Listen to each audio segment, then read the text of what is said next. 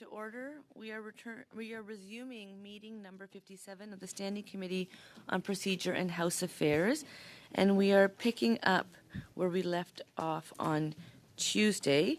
The committee will continue debating the amendment of MP Ryan Turnbull. As always, comments should go through the chair, and the clerk and I will maintain consolidated speaking list of members wishing to speak. When we left off on Tuesday, Mr. Turnbull, you had the floor. I had received the floor back, allowing us to continue with the day.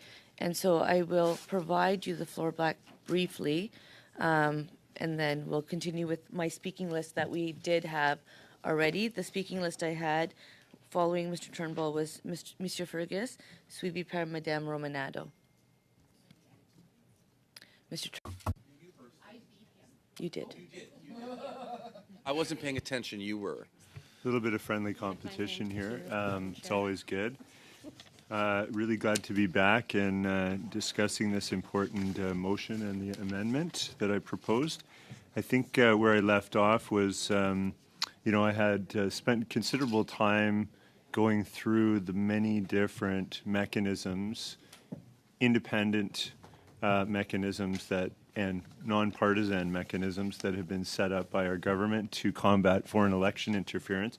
And I spent considerable time on that, mainly because I was debunking the thing that the Conservatives keep saying over and over again, which is the false claim that our government hasn't done anything on foreign election interference. And so I feel, just as a person who's doing the work and reading all the material and reading Rosenberg's report and others, it's just, a claim that keeps being made, but it's not factual. It's not based in the evidence that I see.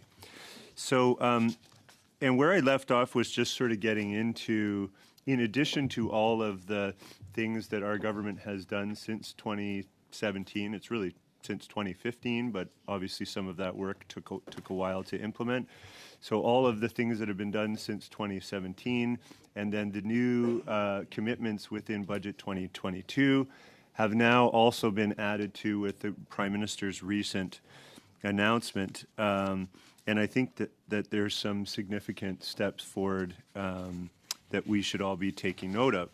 So I know most of us probably were there or listening or have reviewed his remarks, but I have them here, and there's a few things that I'm sure we're all in need of reminders about. So one is that the Prime Minister obviously announced that there would be an appointment of an independent special rapporteur, and although the Conservatives struggle with the word, it certainly is, a mechanism that should be able to determine how to move forward. And I think it's, to me, it's a smart step. It's a smart move. I think it gives us should give us the confidence that there will be a nonpartisan approach to this important topic, and a special rapporteur can make recommendations on how to move forward. That's not the only thing that the Prime Minister announced, of course. In his remarks, he announced that Minister Mendicino would be looking at and engaging in a consultation to guide, the setup or hopefully setup of a new foreign influence transparency registry in Canada. So this has been a topic of conversation within our committee. We've heard multiple witnesses on that topic, and it's good to hear that Minister Mendicino is going to be moving forward with the consultation. We also had another commitment that Minister Mendicino will immediately establish a national counter foreign interference coordinator position in his ministry in Public Safety Canada. And I think that, again, speaks to our commitment as a government to take a whole of government approach. So that coordinator, to me, will coordinate efforts across many ministries that are involved in the work, which I outlined in my previous remarks as core to the plan that the government announced in January 2019, the Plan to Protect Canadian Democracy, which, again, really focuses on an ecosystem approach, which means that there are multiple strategies being implemented through various departments. So this is, I think, what our security and intelligence professionals want to see. And I would just say that having a coordinator to coordinate all of that through public safety, I think, is a very smart additional step. A couple other quick points, and then I'll probably cede the floor to my colleagues who I know want to get in on this important extended debate. Minister LeBlanc and the Clerk of the Privy Council will review and bring forward a plan to implement any outstanding recommendations from NSICOP, the Rosenberg Report, and any other reviews on these matters in the next 30 days. So that is, first of all, a pretty compressed timeline. So it suggests that there's a seriousness being applied to this that, 30 days to come up with that. That's the Rosenberg Report just came out last week, I believe. And so, I think that's really good. And, of course, any other recommendations from NSICOP will be integrated into that list of recommendations. So, I think that plan is another important step. So, again, these are all steps being taken. And I would just say one thing that stuck out in the remarks from our Prime Minister was that that our institutions need to and will and must outlast every one of us. And I thought that point was a really good point. When we have opposition party leaders, in particular the Conservatives, I won't say that anybody else has made these claims, but making claims and suggesting that somehow our Prime Minister is working against the best interests of Canadians. This political rhetoric is highly dangerous. It's charged. It detracts from Canadians' faith in our democratic institutions. And I think we as members of Parliament need to take this work very seriously and work to identify real meaningful solutions so that our approach to protecting our democracy evolves along with what intelligence and security professionals say is needed. The threat environment is evolving. We all know that. And I think we need to evolve with it, but we need to stay true to our core focus, which really should be a principled approach on this, which is to say that this is not about us. It's not about our politics. This is about our institutions, and we need to protect those at all costs. Okay, with that, Madam Chair, I will cede the floor to my colleagues. Thank you. Thank you, Mr. Turnbull. Mr. Fergus? Merci beaucoup, Madame la Présidente. Thank you very much, Madam Chairperson, and good morning to all my colleagues. I'm going to try to make my arguments about Mr. Turnbull's amendment in the same way that he just did. And I take my hat off to him for his restraint, his sense of moderation. I should tell you, Madam Chairperson, that day in, day out, as I have been listening to the remarks, especially out of the mouth of the Leader of the Opposition, listen, it frustrates me terribly. It disappoints me terribly. In question period, when I listen to the Leader of the Official Opposition rise and say out loud in front of the House of Commons that he believes that the Prime Minister is a foreign agent, well, there's no other way to put it than to say that it's absolutely disgusting. Last week, when we had 16 hours of meetings, I gave a historical overview of the existence of the Bloc Québécois and their place in the House of Commons. Madam Chairperson, not only was I entirely respectful, I took my hat off to the Bloc Québécois members of Parliament, even though on one issue, and that's a major issue, that I am diametrically opposed in my position and stance to the Bloc Québécois. But at no point did I have the gall, the audacity to say such contemptuous things to and in respect of my colleagues from the Bloc Québécois. They are a legitimate political party, and I presume, I take it for granted that they are being authentic in the pursuit of their political objectives. Never have I cast aspersions such that they are foreign agents. They, of course, want to separate from Canada, but to say those words about a Prime Minister, listen, I never would have even thought that of the Prime Minister, let alone spoken those words out loud. And I believe, fundamentally,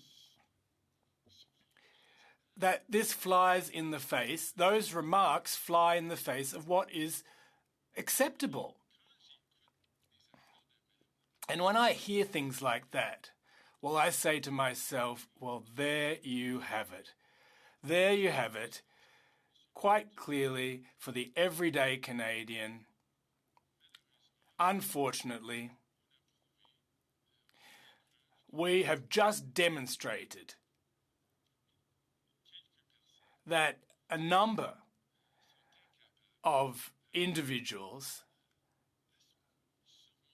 are utterly incapable of overcoming their partisan political interests in the pursuit of their sombre responsibility that we all have and enjoy as members of Parliament to get to the bottom of things. Point of order, Mr. Berthold. Madame la Présidente.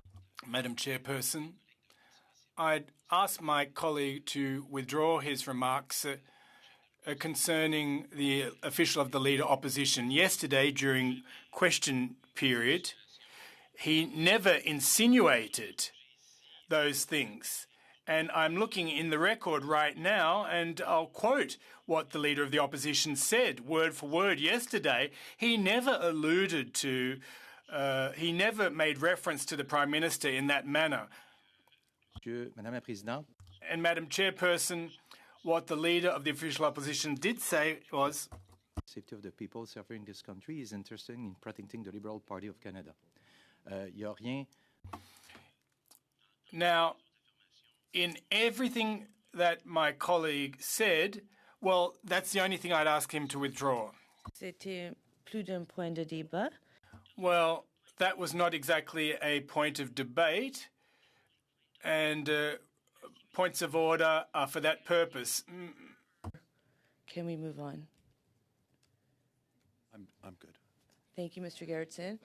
Monsieur Fergus. Madame la Présidente, Madam Chairperson,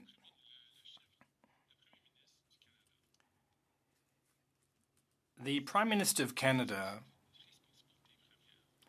as his first and primary responsibility, is the safety of each and every Canadian. What the Leader of the Opposition said, he intimated, he impugned the loyalty of the Prime Minister vis-à-vis his country, our country, Canada, and Canadians. So I will not withdraw my remarks.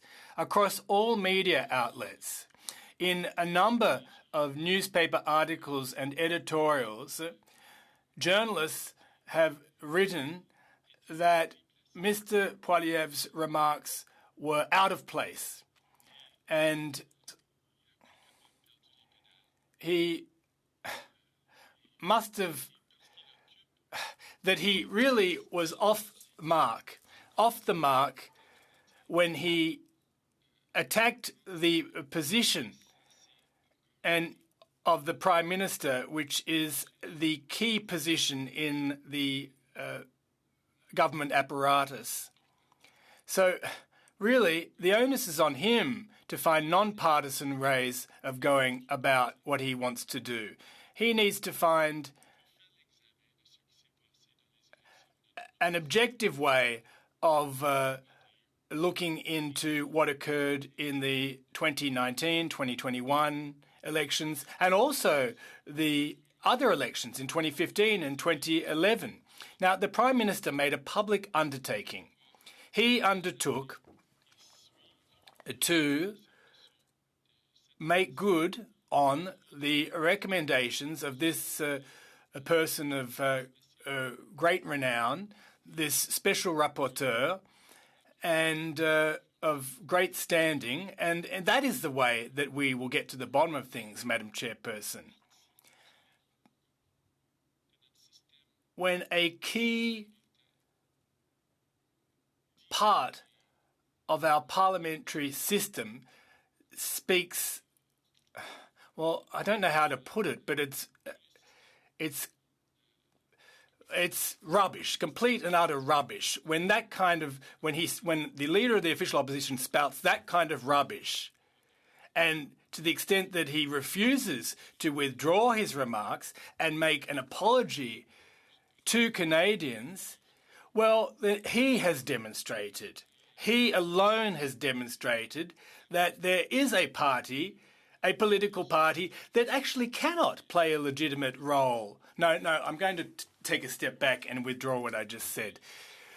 Cannot play a key role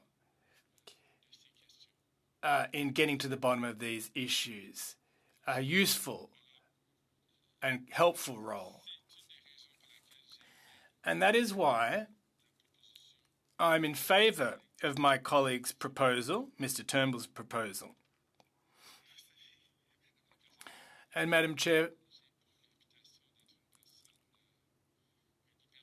I don't have the reputation of being a kind of a hyper-partisan member of Parliament here on Parliament Hill. I think I'm a fair player. And of course, I can make political digs from time to time. But I think that I'm not a rare being. I'm like the vast majority of parliamentarians on Parliament Hill, and that is that I'm authentic in my desire to serve Canadians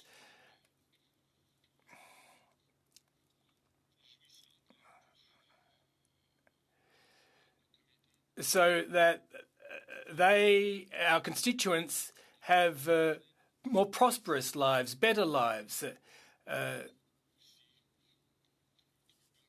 whether they live in our country. And of course, as a proud Quebecer, I want all Quebecers to be healthy and happy, and as well as all Canadians. I want all Canadians to be.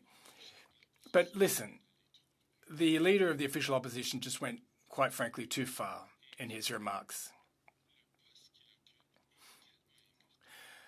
His position is so important in our political system, i.e., the leader of the official opposition in the Parliament of Canada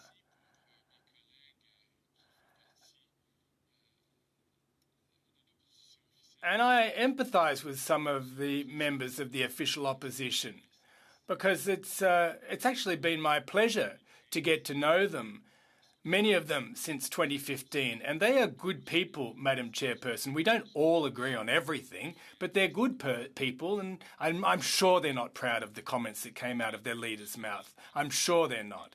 But I don't expect, in the same breath, I'd say that I don't expect them to speak out against their leader. I won't ask for that. It's probably asking too much, isn't it? But I would surmise that they are a tad put off by what was said. But let's get back to brass tacks concerning Mr. Turnbull's amendment. And I have a hell of a lot to say about that, but I won't take up too much time at this stage of the game because I want to hear input from my colleagues as well. But what I really love about this motion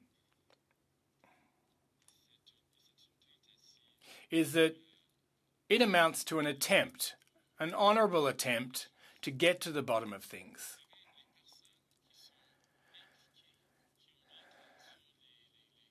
Now,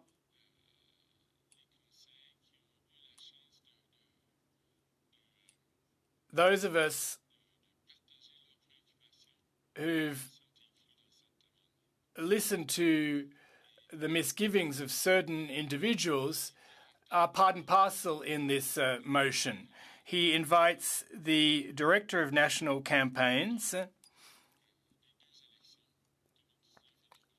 from both elections, 2019 and 2021, of each recognised party in the House of Commons, as well as the representatives of the party that got a security clearance, enabling them to take part in the task force on national security in relation to the 2019 and 2021 elections. Now, the advantage of that, Madam Chairperson, is that we will hear from those people to get a better sense of what they themselves heard, what they themselves shared,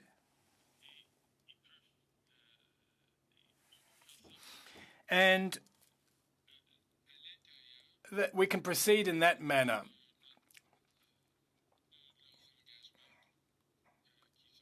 And benefit from the undertakings that they have given us and Canadians to uphold national security concerns. We're going to hear their thoughts, the thoughts and reflections that they had when they held those positions. And I think that is a responsible way of going about things, Madam Chairperson. This will give us a greater sense of what has occurred and what is still occurring, and that after that, we'll be able to delve even deeper, should we wish. But all of that, all of those endeavours have to be in line with the commitments and honour the commitments that we gave to our allies and to intelligence and security organisations back home in Canada. And quite frankly, I think that that is the best way of proceeding. And in doing so, we will be able to honourably uphold the traditions of this august place, parliamentary traditions and conventions that suggest that we can hold these folks to account, these witnesses, and hear their testimony as to what they know. However, what is unacceptable, and that is why Mr. Turnbull's motion warrants our support, what is unacceptable, I repeat, is to forsake our wonderful traditions and conventions and invite political aides to testify.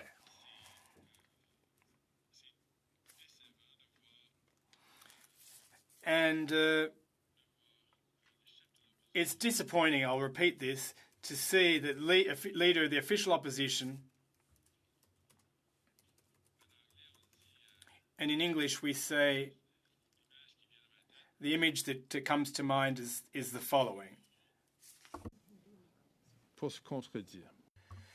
in a sense, he's contorting himself, twisting himself, getting himself into a bind.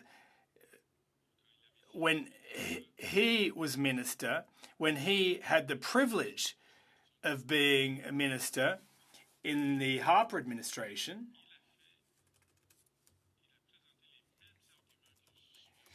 he made the very same arguments that I'm making today.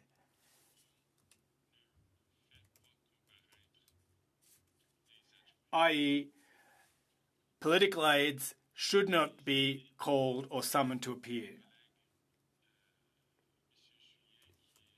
And I'll quote my colleague,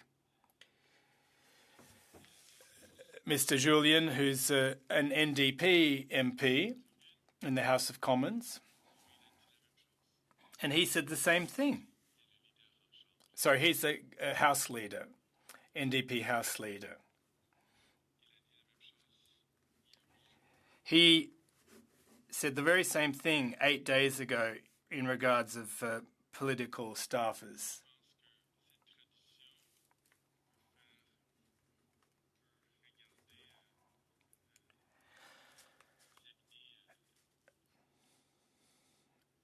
And listen, one only has to ponder the entire history of the House of Commons, and one will come to the realization of just how rare it is that there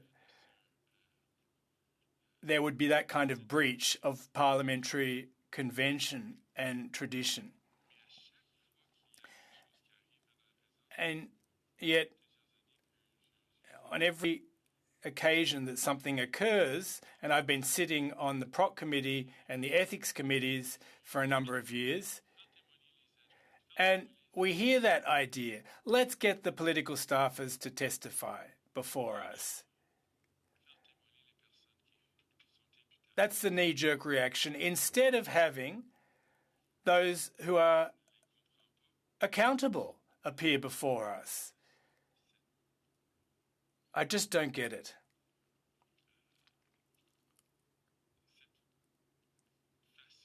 I just don't get this insistence. This knee-jerk reaction to go after political staffers in the sense that of having them appear. They aren't able, quite simply, to stand up to us, in a sense, the elected representatives. There's a certain deference, and they're somewhat reluctant to have to display that kind of openness vis-a-vis us, and by definition, they don't have the same prerogatives as we do, Madam Chairperson. That's the crux of the matter. Madam Chairperson,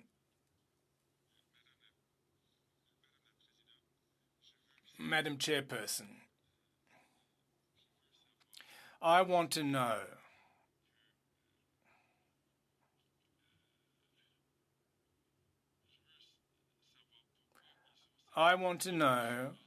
why they feel this compulsion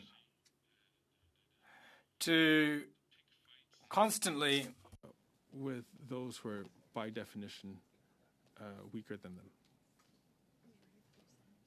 C'est une forme de taxage. It's a kind of hazing, Madam Chairperson, kind of bullying.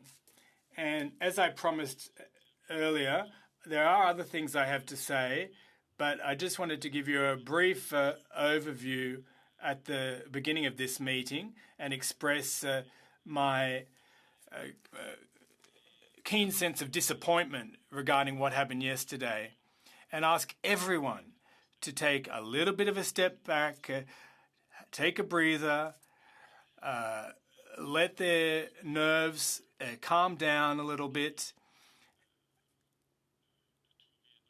and find another way, another path, a better way of grappling with the situation we're faced with. Thank you, Madam Chair. Merci, Mr. Fergus. Madame Romanado. Thank you very much, Madam Chair, and good morning to everyone. And I will be brief and probably I'd like to hear a little bit more what my colleagues have to say as well. And so I might put myself on the list again. But I just wanted to highlight one point in this amendment that I think we need to be mindful of. The reference to security cleared, or people who have the authorization. And I think we're getting lost to the importance of that. And I know that the NSCOP Committee of Parliamentarians yesterday issued a press release, and I was looking at the members that sit on NSCOP. And I just want to highlight a few of the members that sit on it. And mon voisin, Monsieur le député. My neighbour, the member Bergeron, well, I have a lot of respect. I have a great deal of respect for him. On my private member's bill, I know has incredible integrity and takes this to heart. And Mr. Alex Ruff, who is a retired colonel with the Canadian Armed Forces with 25 years of service, sits on NSCOP. If we don't trust someone with 25 years of service in the Canadian Armed Forces that has a very clear understanding of national security and the importance of that, I'm not quite sure why members here or members in the House would doubt the integrity of their colleagues that sit on this really important committee that is going to look at the issue of foreign interference and have access to those top secret clearance documents. I just want to highlight that because I too have a lot of questions, but I also do not have the necessary clearance to view top secret documents. And I want us to be mindful of that I have the absolute utmost respect for the members of Parliament that sit on NSCOP. And I trust them that they take this work very seriously, and I want us to remember that these are our colleagues that are representing all parties that sit on this committee. And I will cede the rest of my time because I do want to hear from my colleagues. And I just want us to be mindful of that because we're also talking about our colleagues who we all respect enormously. Merci beaucoup. Merci, Madame Romanado. Keep everyone informed. It will be Mrs. Blaney, followed by Mr. Gerritsen, Mrs. Sahota, Mr. Cooper, Madame Goudreau, et puis Mr. Fergus. Madame Blaney. Well, thank you, Madam Chair, and it's good to be here bright and early in PROC. And I want to thank and acknowledge the Chair for providing more times. I was very concerned when I came here on Tuesday after question period and saw that we were not resuming. I think it's important to get back to this work, and I appreciate after some conversations that we've seen this happen. And I am interested. Today we were supposed to meet with the ministers, and I want to question them. I think that's an important part of the work that we do here. I am concerned about the fact that we have a couple of ministers where I think that there was pretty much clarity that we wanted one minister at a time to focus on, so that does concern me. So I'm hoping that if there is two, that the ministers will come back and see us again. But I do have some process questions that at the end of my intervention I would really appreciate if the clerk could provide us some information and guidance. So I know that today we are returning to a suspended meeting from Tuesday.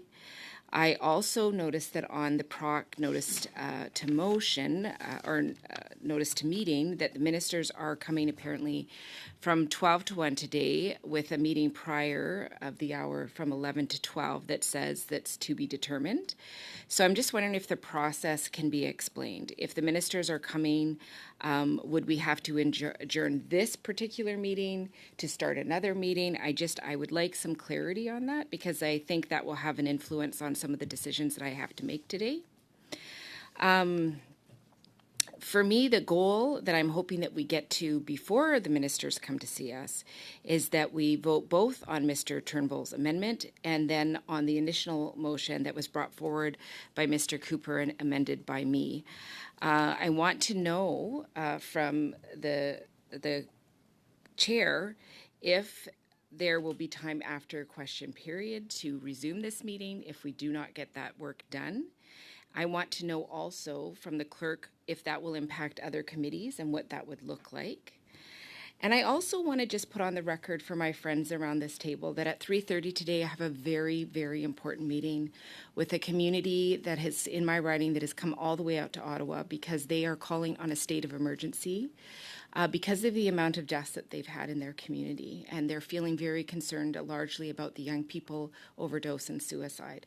I cannot miss that meeting.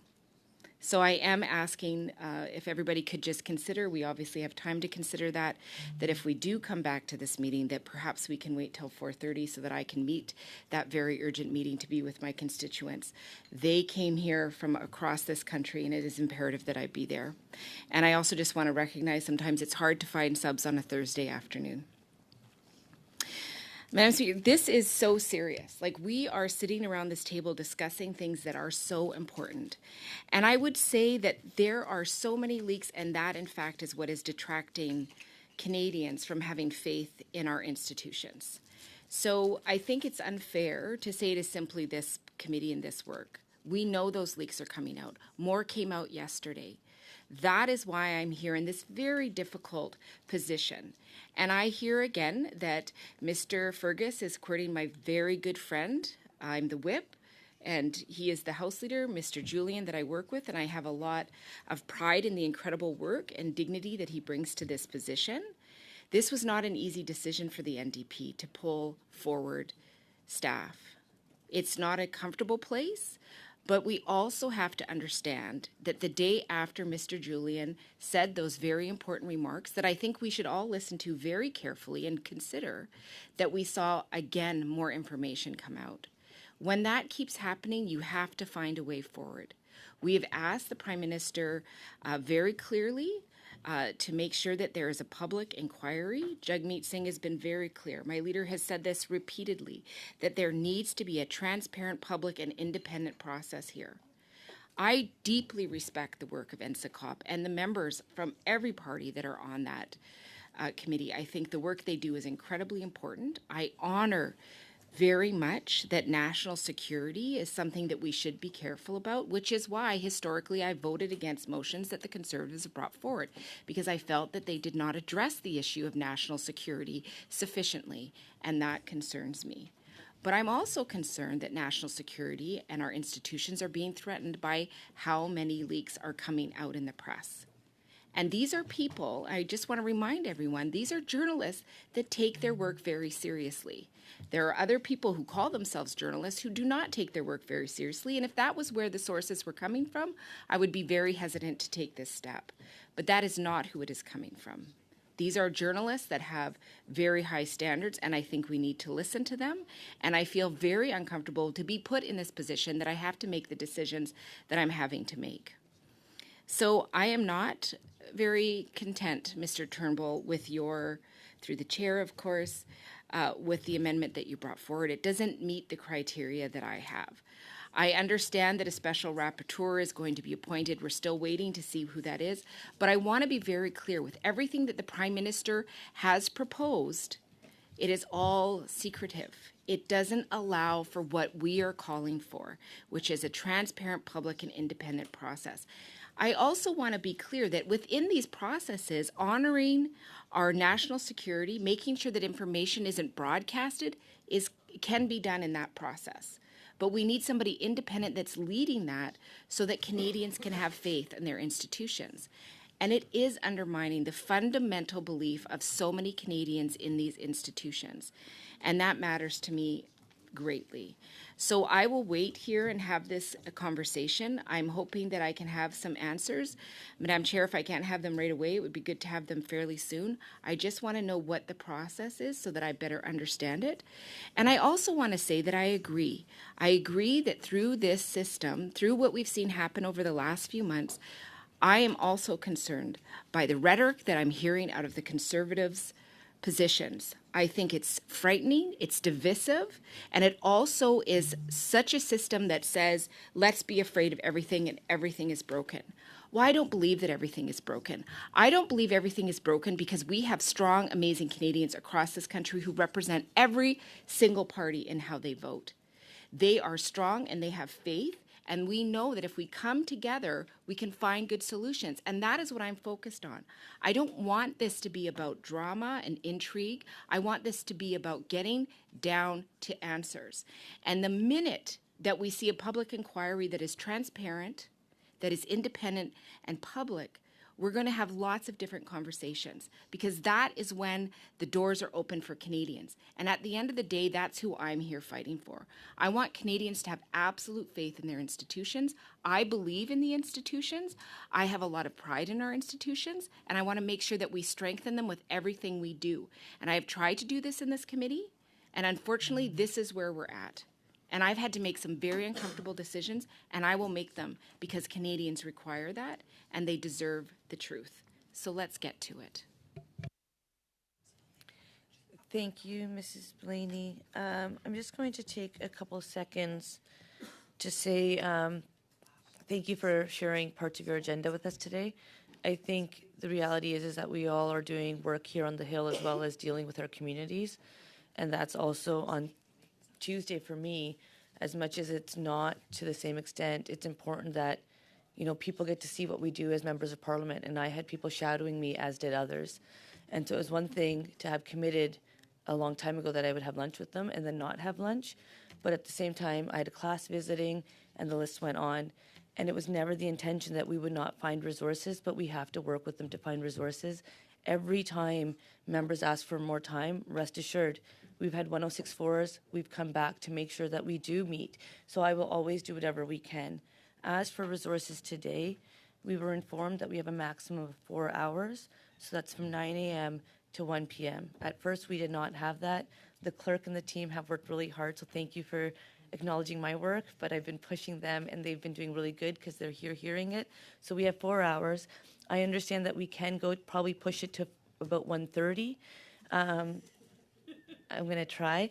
And so basically that is where we're at. It would be good to have ministers come. I'll be honest, whenever we ask them, oftentimes we get responses back that they cannot attend. I do push back, and that's where we were able to get one minister, now 2. We will always push for them to be here because it's important that the government come and respond. I believe in that as well. So rest assured, I'm there with you. As for the meeting notice, it will be corrected. There's a little systems in place, and that's why sometimes the clerk's not always able to change it from home or wherever she is. So it will be corrected, and the panel that we were going to have will not happen because we're in this meeting. The ministers are part of the agenda, so we will remain with that, hopefully that we can have them come. And then with committee consent, and I think nobody here is undermining the importance of this topic and where we get to, and I'm hearing the nuances of people's points. We can always do whatever we want with committee by having agreement. And so if we agree that we need to continue this work, we need to get there. It's good that we were able to vote on your original amendment. It's good to hear where you stand on this amendment, to see is there time to have conversations to get it to a better spot so that the committee can advance work that I agree with you. Canadians expect us to do this. There's a lot of concerns out there. I take this matter very seriously because there's few things I have unconditional faith in, and our democratic institutions and our judicial system is 2 of those things. So I need to know that they are insulated and protected. So rest assured that you have my full agreement to make sure that the committee gets to where they need to get to, and hopefully all members can recognize just the nuances of work that different people do and how do we actually protect the security of Canadians, and we have that responsibility. And it really does stop with the Prime Minister. So that is a massive responsibility, and I would say that of any Prime Minister. I would never question a Prime Minister's allegiance to the country and their importance of security, because that's of utmost importance. So thank you for that. I hope that addresses all your questions. If not, let me know. Mr. Garrettson, the floor is yours. Thank you, Madam Chair. I guess I'll start by addressing the point of order that Mr. Berthold referenced a little while ago. He was very quick to defend the words of the Leader of the Opposition. What I'm more interested in, quite frankly, is listening to the Conservatives defend the words of one of their own members who sits on this committee, who surprisingly hasn't been here since we brought up his words a couple weeks ago, and that's Mr. Calkins. Now, it's interesting, Madam Speaker, I know that he's on the Hill because he's you saw him this morning? Well, I saw him in the House yesterday sitting there, so I know that he's here. I know he's a member of this committee. I also know that when I raised in a meeting where I was participating by Zoom a week or so ago, I raised some comments that he made. In particular, he referred to a Liberal MP as being an agent of Beijing. As soon as I did that, my understanding is the whips for the whip representative for the Conservatives dragged him out of the room, and he literally has not been back here since. So Mr. Garrettson, I'm just going to pause for a second. Sure. And just to maintain to my original point about the importance, we know that it's unparliamentary kind of to talk about the presence and absence. That's so only in point of order. That's only in the House of Commons. That's not in a committee. the rules of the House of Commons do echo in committee, so I'm just going to be mindful of, I'm sure you can always find great ways to say whatever you're going to say, so just to be mindful. Sure. Well, I think I appreciate the intervention, and I think I made my point. But what I would really like to hear is the Conservatives, maybe one of the people that's filling in for Mr. Calkins today, can at least inform us whether or not he regrets making a comment that the Prime Minister openly had a candidate who was an agent of Beijing, and whether or not that they think that that's appropriate. Because quite frankly, I don't. And I think for Mr. Calkins to say that and then to not address the issue in committee or in the House or anywhere for that matter, I think is extremely troubling, and I would like to ask him questions about that, whereas where he bases that information from, why he thinks that that claim is accurate, and I think that there's a lot of explaining to do, and I just noted the conspicuous absence in terms of addressing that issue from Mr. Calkins in this committee. So that would be, my first thing, and I do know that Mr. Berthold is interested in ensuring that the Conservative MPs' reputations are upheld. So perhaps he wants to weigh in through a point of order at any time to Mr. Calkins' comments, because I would be more than anxious to hear what he has to say about that, because nobody from the Conservative bench has brought up, raised, or addressed that. They're even very skeptical of calling me on a point of order in regards to my discussion about it. Nobody wants to touch that one with a 10-foot pole, and quite frankly, I don't blame them.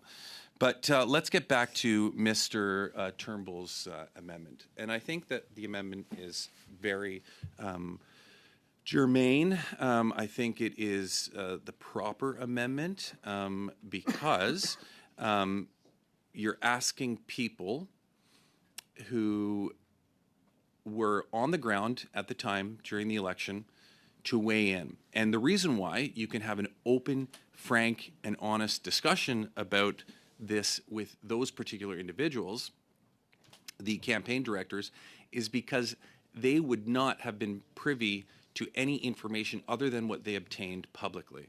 So you can have an open and public conversation with them. So, I heard what Ms. Blaney had to say a few moments ago, and I respect her position on this, but I will address some of those concerns in a few moments, specifically about how to go about dealing with that classified information and where the proper venue is, and I'll express why I don't think that public forum is the best venue through a public inquiry. Although I totally empathize and I totally agree and I totally understand that Canadians are charged with wanting to understand this, and they have the right to. I just don't think that the vehicle or the venue in which is being proposed by the NDP and the opposition is the right one. But back to the individuals who we've asked to, Mr. Turnbull's asking to come forward through his amendment. I mean, these are people who know specifically about what they witnessed on the ground during the election. Now, it shouldn't come as a surprise to anybody here why the Conservative MPs here would not be interested in listening to what any of them said, including Mr. Fred Delory, who ran their campaign in the last election, because he said, and I quote, "I can confirm without a shadow of a doubt that the outcome of the election, which resulted in the Liberals forming government, was not influenced by any external meddling." End quote. Now, there are a number of Conservatives who would also say that they believe that, although the rhetoric that they use in other conversations certainly doesn't support the fact that they agree with that position. But I think this is where the rest of the Conservative MPs on this committee depart from Mr. Delory. He says, and I quote, "Public inquiries can be highly politicized and become more focused on scoring points and blaming parties rather than finding solutions," end quote. That's what Mr. Fred Delory, the Conservative campaign manager in the 2021 election, had to say about where this particular issue should be dealt with. So it should come as no surprise to anybody why the Conservatives would be against listening to their own campaign manager in an election less than 2 years ago sit at this end of the table and basically repeat those words to their face. But he also went on to say, because that's not where it ended, in a CBC Power and Politics interview, he said, "It feels like opposition this is a quote, "It feels like opposition parties are only interested in political theater," end quote. This is Mr. Fred Delory. This is the Conservative campaign manager, said this on Power and Politics, said that the opposition parties are only interested in political theater. I mean, I can understand why it's tough to swallow that when it's coming from one of your own, literally the individual that led Conservatives through the last election. I mean, that's a hard pill to swallow. You certainly wouldn't want him sitting at the end of this table repeating that to your face. He also said that he has concerns with security issues being treated like this, and he rightfully should. But Mr. Delory wasn't only critical of his own MPs in his statements, both in his op-ed and in his discussions on the various interviews he's had. He's also been very constructive, and I'll give you a constructive quote from him. He said, quote, Mr. Fred Delory, the Conservative campaign manager for the 2021 election, he said, quote, "One committee that is well suited to fulfill this role is Canada's National Security and Intelligence Committee," end quote. So once again, you have the Conservative campaign manager, the individual that would have been responsible to funnel any information regarding what was going on in foreign interference that their team, the Conservatives, witnessed during the last election. It would have been his responsibility to funnel that back in to the panel of experts who were monitoring the election. So he would have first-hand knowledge, and he would have should have the complete picture of what any Conservative candidate witnessed in the last election. So this individual who has access, who would have been able to see that, the public part of it, and would have been able to compile and report that back to the expert panel, he's the one who is saying the best place for this is in NSICOP. Just for the record, the Conservative campaign manager who would have seen all and relayed all public foreign interference actions that they recorded, the Conservative Party recorded, and sent back to the panel monitoring this during the election. That individual is saying Conservatives are playing politics, they shouldn't be doing that, and this issue should be dealt with at NSICOP. So, it should come as absolutely no surprise to anybody sitting around this table right now that the Conservatives would be against Mr. Turnbull's motion. Why on earth would they want to have such damning testimony come from one of their own at this table sitting right there? Now, I mean, having said that, the Conservative Party continues to go down a road of further and further and further to the right, a little more extreme every day, that they appear to be even too extreme for Mr. Delory, who ran their last campaign. And it should tell Canadians something about the Conservative movement in Canada, how it's really taken on the role of getting further and further into the extremes, that an individual who ran their campaign just 2 years ago, less than 2 years ago, is already really concerned with how those who were elected are acting. I want to read something else to you, which I found very, very interesting, Madam Chair. This came out of question period on Monday. There was an exchange, and I don't know if people really caught this. I do know that there's some video going on about it around, circulating right now about it. And I think it's very telling of the Leader of the Opposition and his position and how he treats his role, and indeed how he would have treated his role when he was minister. And I think it provides a bit of insight into how he would treat his role if he was to be the Prime Minister. There was an exchange, Madam Speaker, between Minister LeBlanc and Mr. Poilievre. I hope I can say can I say his name? Yes. I can say his name, but I can't reference the absence, or so some Parliament rules extend here, but not all. Is that right? Okay, so I can say his name. Mr. Poilievre is okay, but I just can't reference his. Okay, I just want to make sure that I understand where I am here. So, Mr. LeBlanc said, Mr. Speaker, it will come, in response to a question, it will come as no surprise to you that I disagree with the opposition leader's false claims that the government did nothing. As soon as we came to power, we took action against foreign interference in our elections. Ours is the only government that has ever done so. When my friend, the Leader of the Opposition, was the minister responsible for democratic institutions, he did nothing when intelligence agencies raised this issue over 10 years ago. So that's what Minister LeBlanc said. And what is so telling, what I almost fell out of my seat when I heard him say this, the way that the Leader of the Opposition replied, and he's under no obligation to answer questions. You would have thought he would have just jumped into another question, but instead, because he doesn't, he's too tempted to reply, he said, Mr. Speaker, we did not have to because the communist dictatorship in Beijing was not helping the Conservative Party to get elected. So Mr. Poilievre said, the Leader of the Opposition said, when I was in government, I didn't have to bother trying to deal with interference because they weren't trying to help us.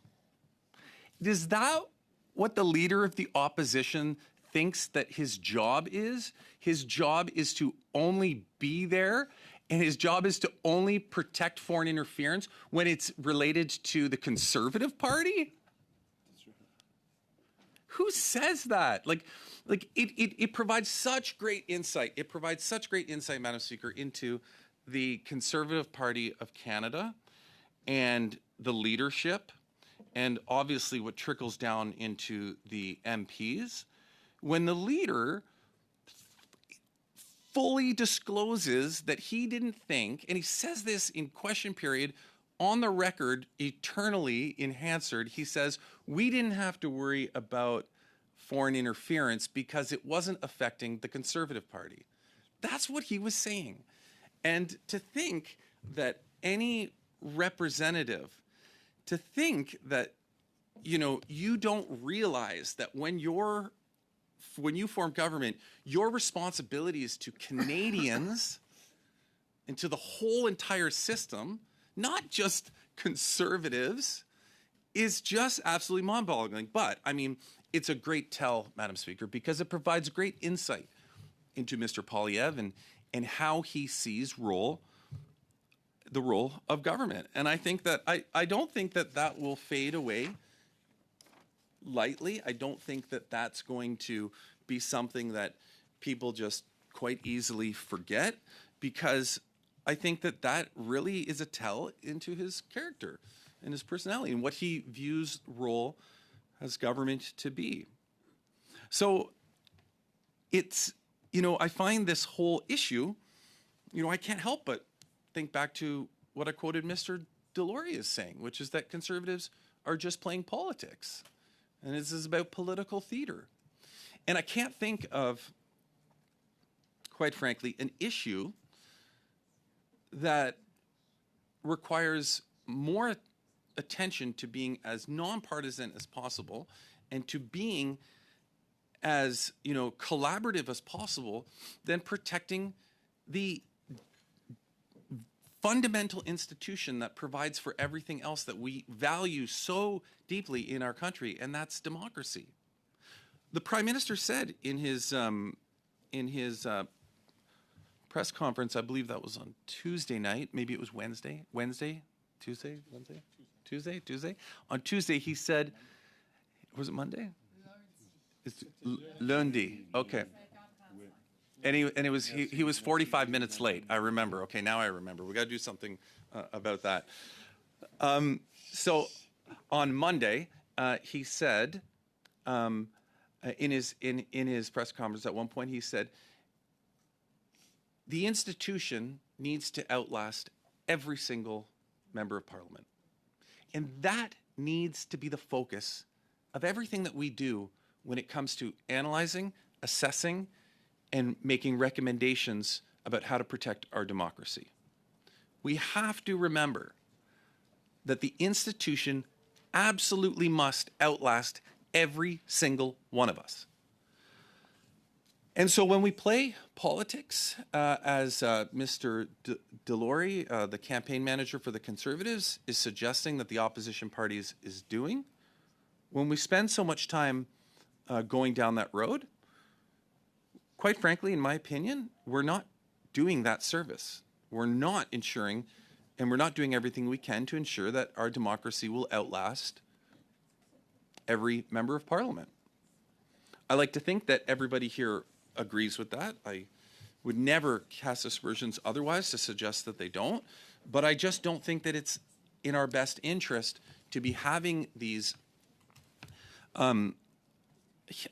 heated exchanges to try to score political points. And I think that it's much more incumbent upon us to find solutions to work together. So, this brings me to why I support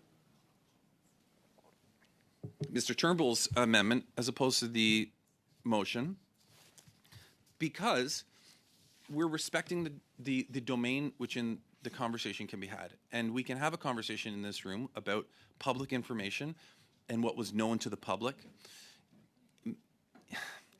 Mr.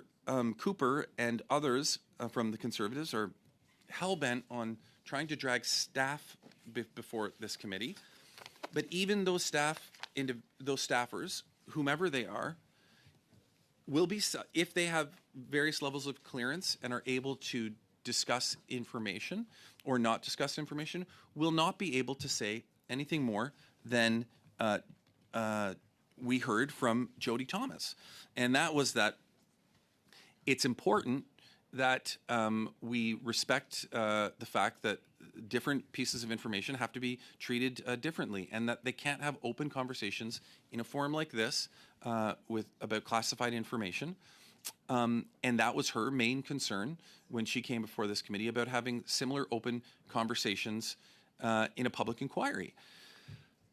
So when we talk about ensuring that there is an opportunity to have these conversations, I think that what we should be having in this room are conversations that are directly, that occur, conversations that have more to do with the public aspect of this. So what did those campaign managers experience? That's why bringing those forward That's oh sorry Siri, I'm not talking to you. Those conversations are the ones that we need to have in this room. I would like to hear from Mr. Delory. I'd like to hear from the campaign managers from all political parties about what they experienced, because that's public information. To Ms. Blaney's point, if we want to try to strengthen our institutions, we can get real recommendations from these individuals that we can then relay back to through a report to the House and to the government on how they need to make changes. I mean, I think that is what we can do in this venue. We can't drag staff before this venue, even if they are in a position to be able to answer the questions, and ask them to answer questions that Ms. Thomas has said is outside the scope of what can be discussed in a committee like this, in a public forum like this. So, I mean, I want to find ways that we can further strengthen the institution. I want to hear from Mr. Delory. I want to hear from the campaign managers from all the political parties so that they can make recommendations to us. And I also think it was very interesting, Ms. Thomas made a point. And this goes, I think, this is what I wanted to address a little bit about what I heard Ms. Blaney speak about when she was speaking a few moments ago. It's this idea that Intel doesn't, these were her words because I wrote them down. She said, Intel often doesn't convert to evidence. And I think that that's very, very, very important, because we have to respect the fact that, and we heard from Mr. Morrison, the Deputy Minister of Foreign Affairs, a couple weeks ago as well, and I'll get into what he said about this, but he specifically went on about this, and he was trying to, in any way that he could, caution the committee about going down a road and being careful about information that is received, because he made it very clear the difference between intel and evidence, and more importantly, he made it, all of them made it very clear about how you get from intel to evidence, like how you get from intel to actually arresting somebody for doing something. And I want to read to you what Mr. Morrison said in committee. He said, because I think that this was very, very important, and I think that this has been glossed over by the committee, so I want to read this. He said, I will not be commenting on any individual media reports, but I do wish to acknowledge, as members of the committee are well aware, that there is an active debate going on right now about how reputable media organizations could be reporting that highly classified intelligence documents describe how a foreign power did this, or that to influence the most recent Canadian elections, including by engaging in patently illegal activity, such as funneling money to candidates. So how could that be going on, while at the same time, others, and myself included, maintain there was no foreign interference detected in 2019 or 2021 that threatens Canada's ability to have a free and fair election, either nationally or at the level of the individual ridings? How can these two sides of an ongoing debate be reconciled? I believe much of the answer lies in the questions recently addressed on social media by Professor Stephanie Carvin of Carleton University. These same questions form the crux of the recent interview given by the former clerk of the Privy Council, who, as you know, was a member of this panel in 2019. And this is where it really gets interesting. He said the key questions are, what is intelligence and how is it used? Without repeating all of the points made by Professor Carvin and Mr. Shugart, let me simply say that intelligence rarely paints a full or concrete or actionable picture. Intelligence almost always comes heavily caveated and qualified in ways designed to caution consumers, such as myself, from jumping to conclusions, while at the same time helping us at least to gain a little bit more awareness. An example would be a report based on, quote, an uncorroborated source of unknown reliability. In layman's terms, I would call this report a report based on rumor. So those were Mr. Morrison's words, and I found them really interesting because during my opportunity to question him at that meeting, I specifically asked him about his thoughts on that. And what he said to me in our exchange was, I remember painting the example. I said, so you might get a lot of various reports based on intel, quote unquote, for what that's worth, come across your desk. And then he assesses that intel, and then he makes the decision on what to move forward and what not to move forward, what to act on, what the proper course of action on each piece of intel was. And he said to us that some pieces of intel end right there. So to Ms. Blaney's point earlier in the debate where she was talking about intel, I think it's really, really important to remember that not all intel converts, first of all, not all intel is real. Not all intel is true. Not all intel converts into evidence. Not all intel even goes anywhere beyond a report of intel. Like he said, there are many caveats. You have to look at the source. You have to look at the context in which it's being said. You have to look at, the reliability of the information. And then they make those decisions and move them on. Now, one thing we've also heard them say repeatedly, the RCMP said this when they were here at the same meeting. They said, we have no active investigations going on right now. So, I mean, it doesn't take a rocket scientist to read between the lines that intel comes in, decisions are made with respect to that intel, and then action is taken. And we're heard that no action is being taken. So, to me, that says that any intel that may have been picked up through a leak by Global or somewhere else was intel that was not actionable. Now, I'm making those assumptions because they can't even confirm or deny any of that, but I'm at least able to kind of read between the lines. So this doesn't in any way, from my position, suggest that Canadians shouldn't be concerned, because that's not the case at all. I think that Canadians should be concerned. And I'm actually, a certain part of me is glad to see that we are having these conversations, and more importantly, not necessarily that we're running around in circles, but that Canadians are having these conversations on this very important issue, because what it says to me is that Canadians are aware of this, and they're paying attention to this, and they care about this. And I think that that's very important. So what I'm looking for out of this is, okay, how do we ensure that Canadians are getting what they want and what they need? And how do we ensure that they get that information, and that they get those in a public forum feedback and the confidence that they need, while still respecting the classification and the highly sensitive nature of the work that CSIS and the other agencies do? And so that's where the line gets drawn. I think that all members are concerned about foreign interference. I think the line is between those that want to actually do something about it and those that want to use it for political opportunity.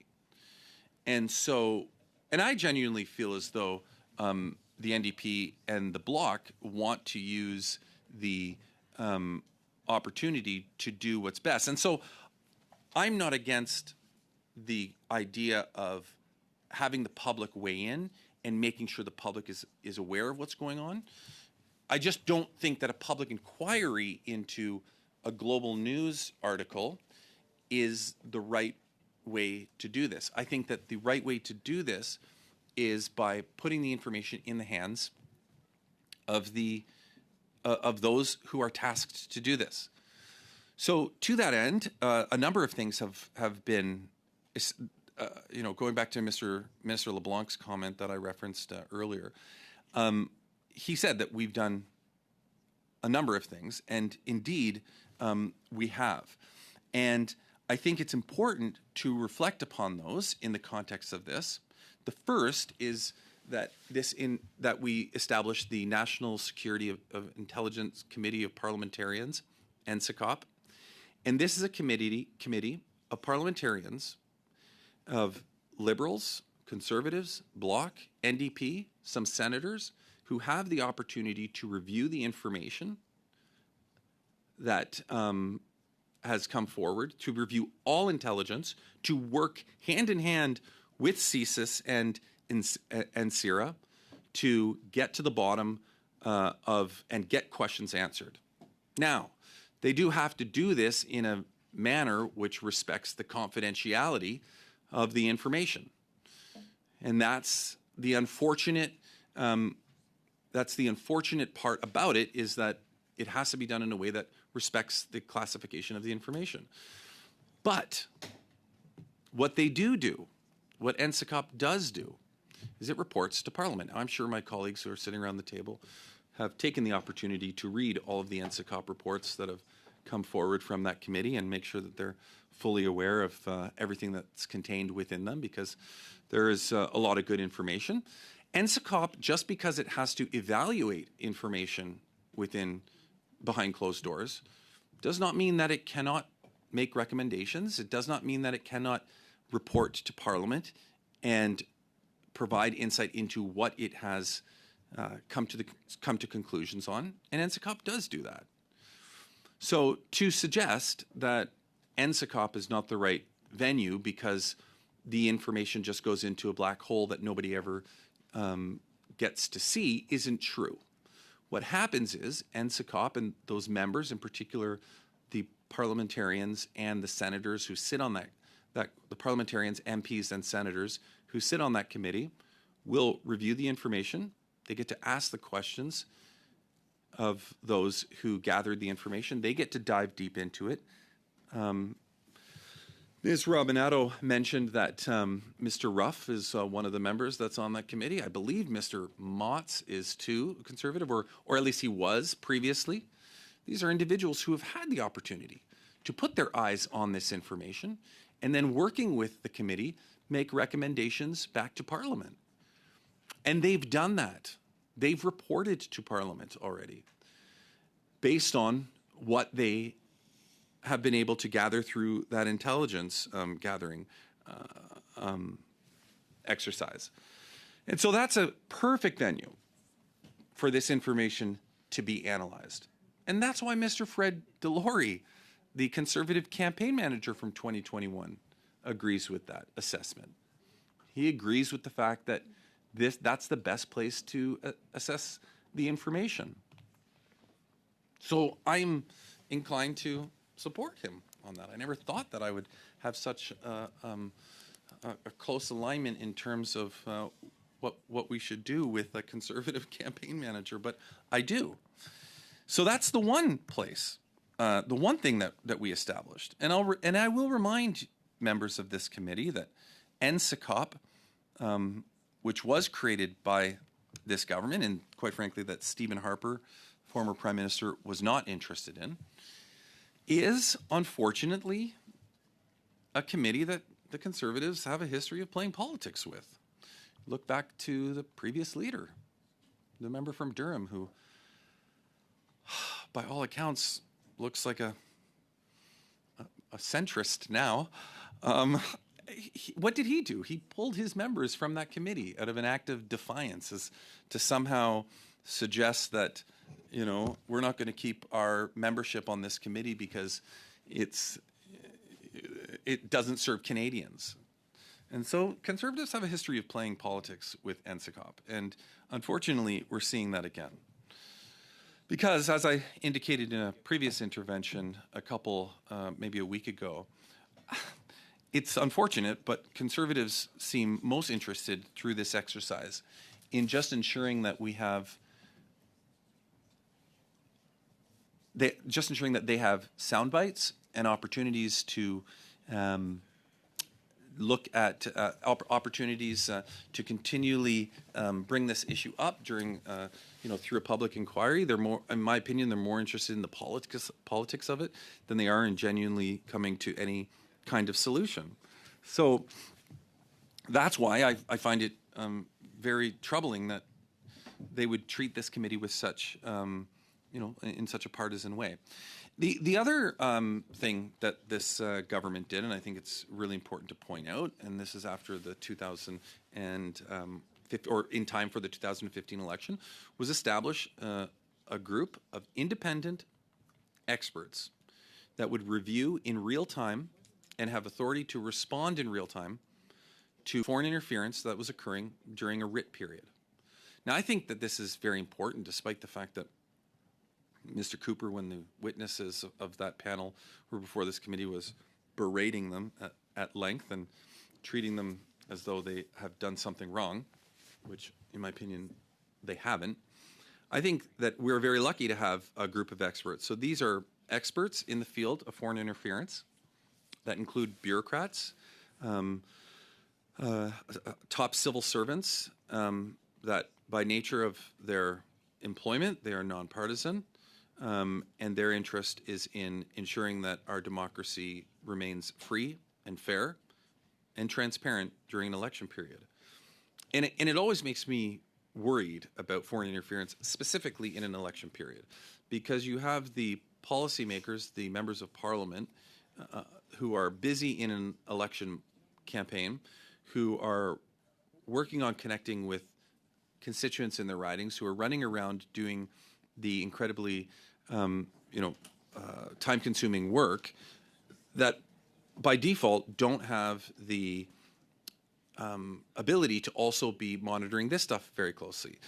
And so to know that we have this panel that in the background is monitoring this, a panel that Mr. Delory and other campaign managers could funnel what they're seeing on the ground back and reply if necessary, knowing that that is going on, I think, is something that all members of parliament should take great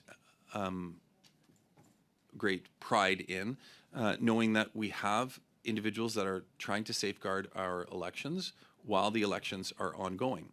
And so having that panel in place, something that this government brought in, I think is extremely important. And what's more important is that after the election is over, a third party works with the panel and provides a report. Now, that won't stop Mr. Polyev from making comments like he recently did that the only thing we did was hire somebody to write a report, and at the same time completely attributing disparaging comments in regards to these dedicated public servants for decades, and suggesting that they're somehow corrupt or politically motivated.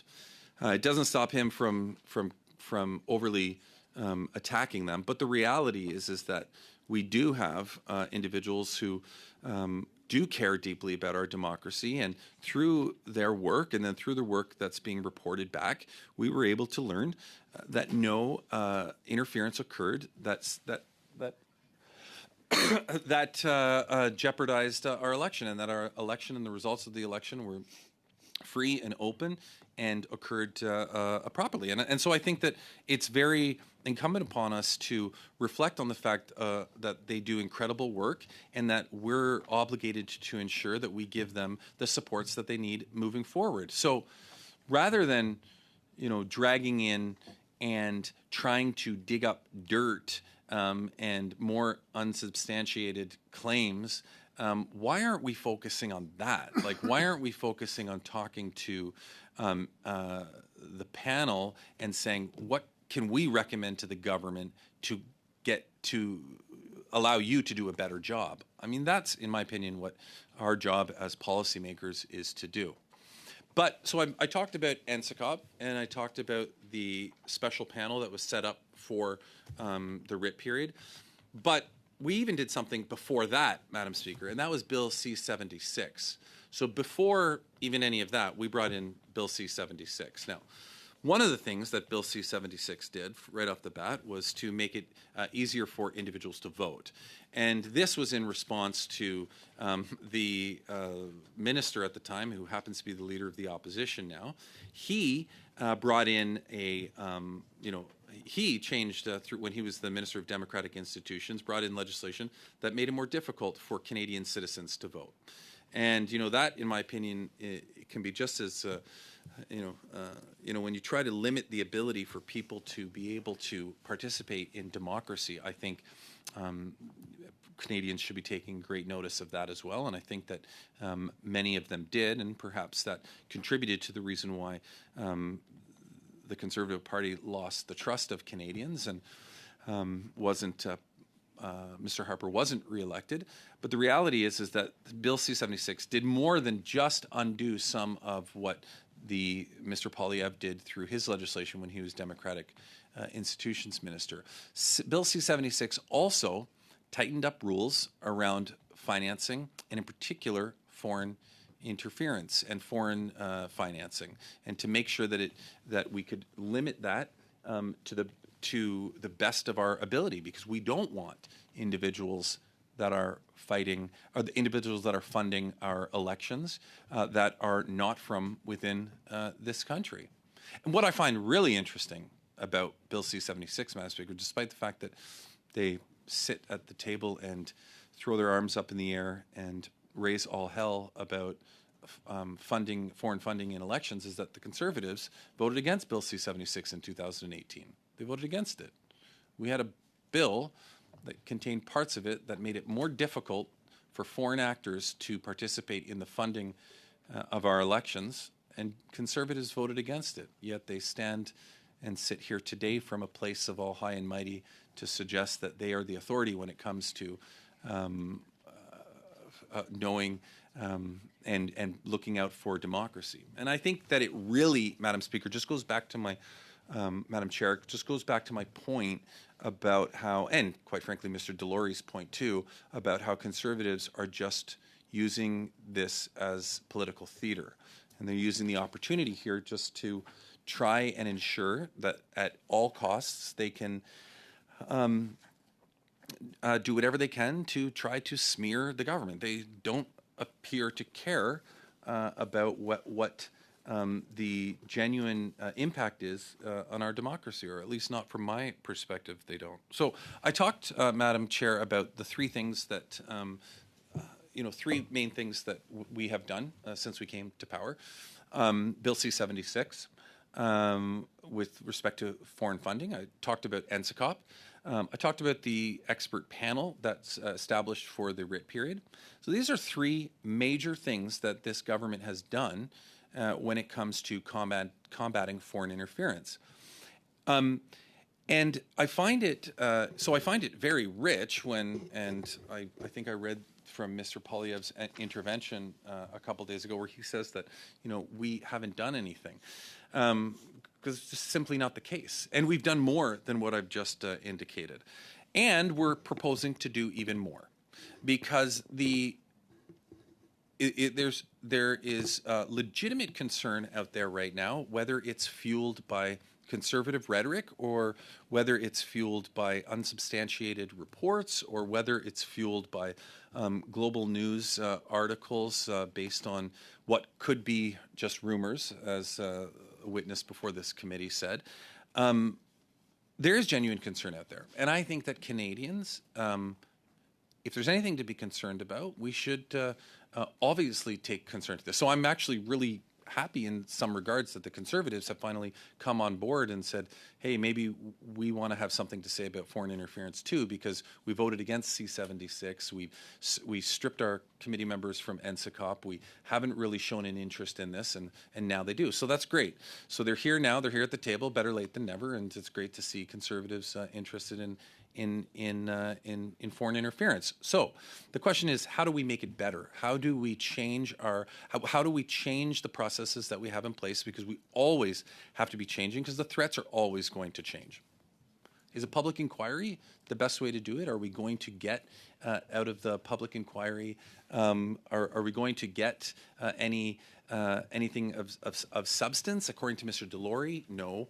According to all the experts that came before this committee, no, we won't. But what we can do is we can work with NSICOP. We can work with the legislation that's already in place. We can identify where we can improve it.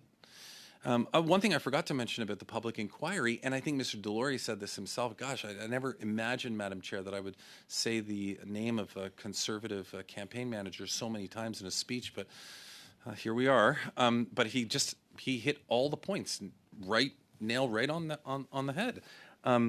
The other issue that I heard him bring up, and I've heard others bring up, is with respect to the time of public inquiry. So if there was to be a public inquiry, what I know Ms. Blaney seems to be in favor of, if there was a public inquiry, the average public inquiry takes 2 to 4 years. What are we going to get, in terms of recommendations? Will it even be before the next election if the NDP stays true to their word in working with this government? I guess if we're on the short end of that 2 years, we would get that just before an election. But if we were on the long end of that, it would be after the next election. Notwithstanding the fact, Madam Chair, that so much can happen between now and then. So new threats come along, and suddenly this public inquiry is almost out of date because it's not even addressing the threats of the day. So there's the issue of time, and I think that's something that we need to be very concerned about. So, and these aren't my words. I didn't come up with that. I didn't go and research how long the average public inquiry took and what the pros and cons to it. I'm genuinely listening to the experts. As a matter of fact, if I'm being totally honest with you, Madam Chair, because I do like to do that. I'm going to come clean with you, Madam Chair. It's time to do that. When the idea of a public inquiry first started floating around, there was a part of me that said, hey, you know what, this why wouldn't we do this? This kind of makes sense. And so I was really had an open mind to it, and I thought that it might be something that would actually put a lot of, why wouldn't you do that if it's so easy and if it will provide Canadians the comfort that they're looking for? But then I started to listen to the experts, and expert after expert, the top security advisor, NSICA, the people that have been on the panel, the people that are tasked with holding this information and gathering this information. They started to say, no, you can't do this in a public forum because we can't give the information to the public. It would jeopardize our sources. And so I started to think to myself, okay, maybe that does make sense. And it's never an easy position to take because you want to be as open and transparent as possible. But the reality is that, according to what they were saying, is that you have to be careful with that information. And quite frankly, they even said, I think Ms. Thomas said at this committee, she said, I can't share any information to a public inquiry that I couldn't share to this committee because it's in an open forum. And so that made sense. So then I started to change my mind, and I started to say, okay, well, that makes sense. It's obviously not what is going to be the most comforting for people to hear, but it does make sense. And then I started to hear people like Mr. Fred Delory, the campaign manager for the Conservatives, say that exact same thing. And then I thought, okay, you know what? Kind of makes sense, and I understand. Still doesn't. I know it doesn't put at ease in Canadians' minds what's going on with the entire situation, but it certainly does make a lot of sense, and it made a lot of sense to me when I heard them talk about that. So my position on it, I very quickly came to agree with what the experts were saying, and I find it interesting that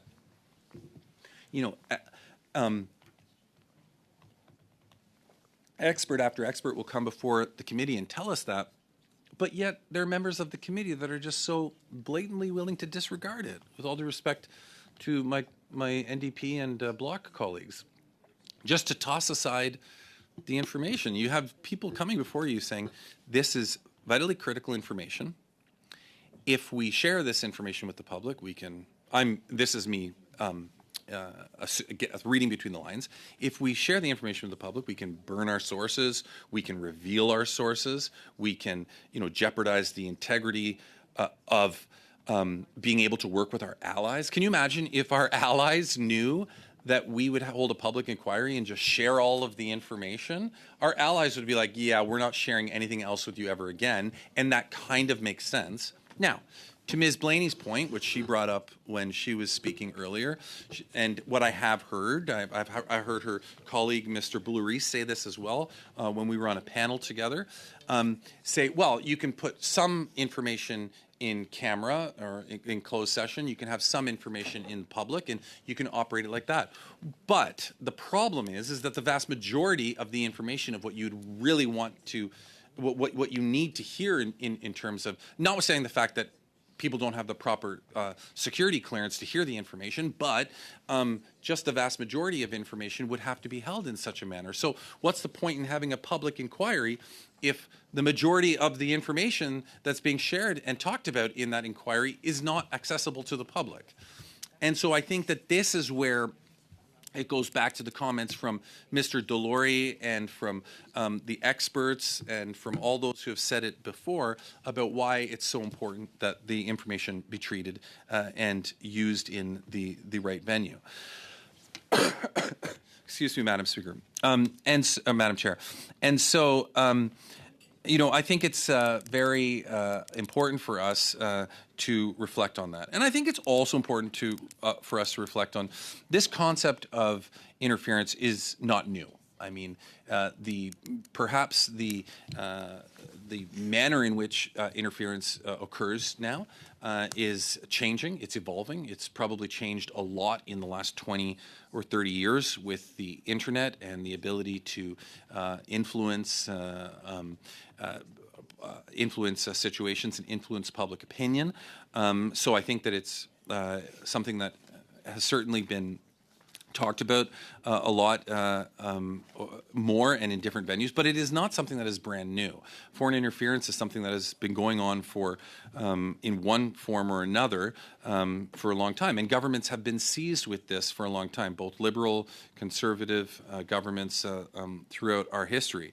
The part of this that I think that becomes very alarming is more specifically with respect to you know, how we can allow it to happen in a way that perhaps is much more covert, and it's so much easier to hide. And that's why we put in place the mechanisms that we have, the mechanisms of allowing the members of NSICOP to look at all of the intel and that they can see it themselves in an unclassified manner, and also putting in place for the first time ever a panel that monitors in real time. Because with the advent of technology, we see the ability to, and I think that this is the point I was trying to make, the ability to interfere can happen quicker and can happen in a much more covert manner. And that's why we need rapid response mechanisms that are able to deal with this in real time. And that's where the panel comes in. But the panel has to review the information. Quite often it's in a classified manner. And then the panel has to report back to the public after the election. And that's what we saw them do when they bring that information forward later on. And they can provide it to us in a manner that is that does not jeopardize the classification of the information that went into making it. So I think that that is, you know, it's important to reflect on the fact that foreign interference, in some capacity or another, is not something that is brand new. So, just you know, turning, Madam Speaker, to the last meeting that we had, where we did have the individuals that came forward to the committee. I think this was we had Foreign Affairs, before that we had CSIS, and it started off with Elections Canada. I think it's important to reflect, Madam Speaker, on the number of times that Elections Canada has come to this committee. They're interested in working with us in an open and transparent way. That's a vehicle for us to give recommendations on how we can make changes and how we should suggest changes. And I think that we need to be doing more of that. So to Mr. Turnbull's amendment here, what he's basically trying to do is he's, in my opinion, trying to say, let's strip the politics out of this. Let's put aside the political rhetoric, and let's have the individuals who were receiving the information, who were on the ground in the last election and would have been subject to receiving information from their candidates in terms of foreign interference, and let's hear what they have to say. Because I think it's actually a really good group to listen to, not to hear their partisan spins on everything, but just to hear about what they were experiencing at the time. And so that's what Mr. Turnbull's motion is attempting to do, Madam Speaker. It's attempting to say, I know we know that the Conservatives want to bring forward every staffer that they could possibly think they can get a soundbite out of. We want to drag them before the end of this table and subject them to the same aggressive attack style that Mr. Cooper had on government officials. And if he's willing to do that to nonpartisan public servants, you can only imagine how he would treat a individual who came before the committee that actually worked in a minister or the Prime Minister's office.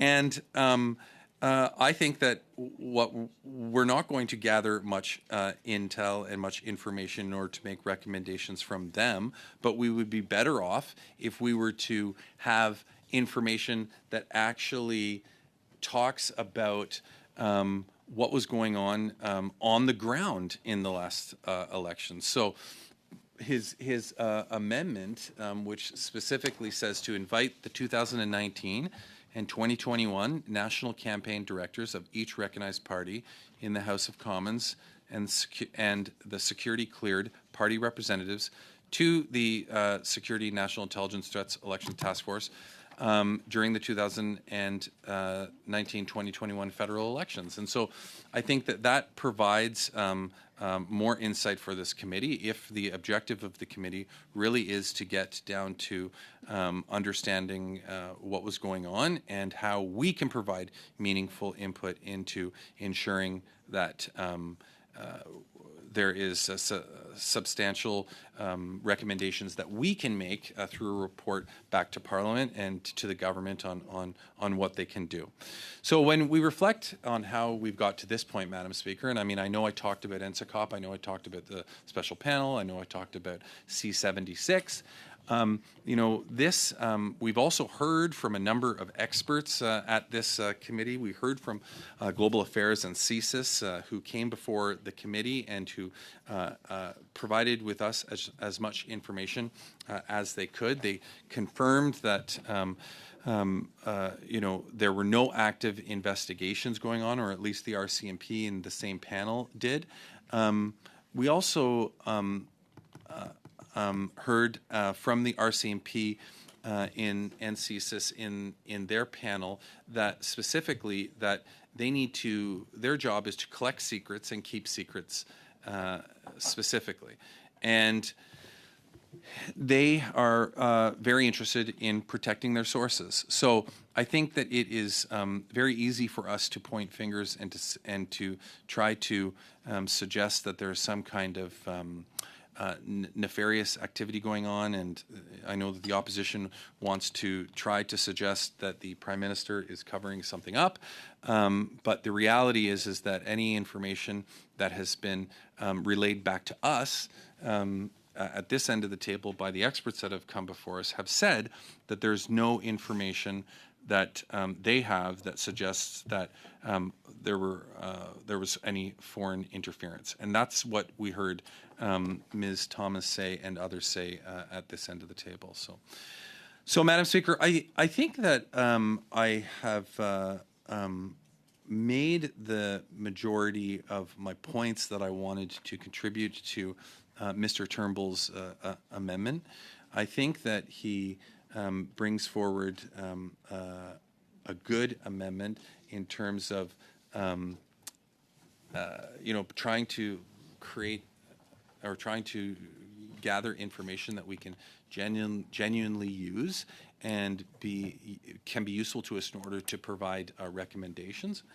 But I perhaps will end my discussion today where I began it, and that is with respect to the manner in which I've been witnessing members of Parliament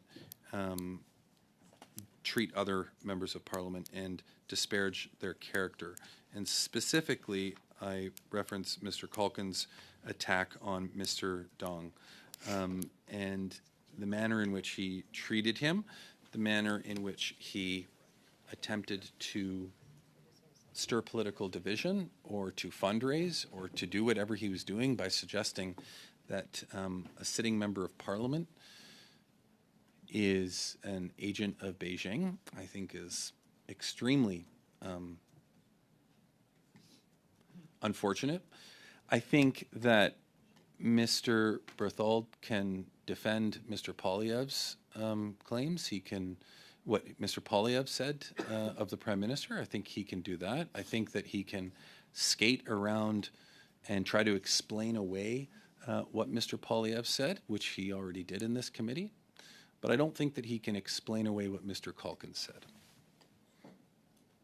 And I think that it's extremely unfortunate when we go down that road of accusing other members of parliament basically of treason, of working on behalf of another entity by calling them an agent of Beijing.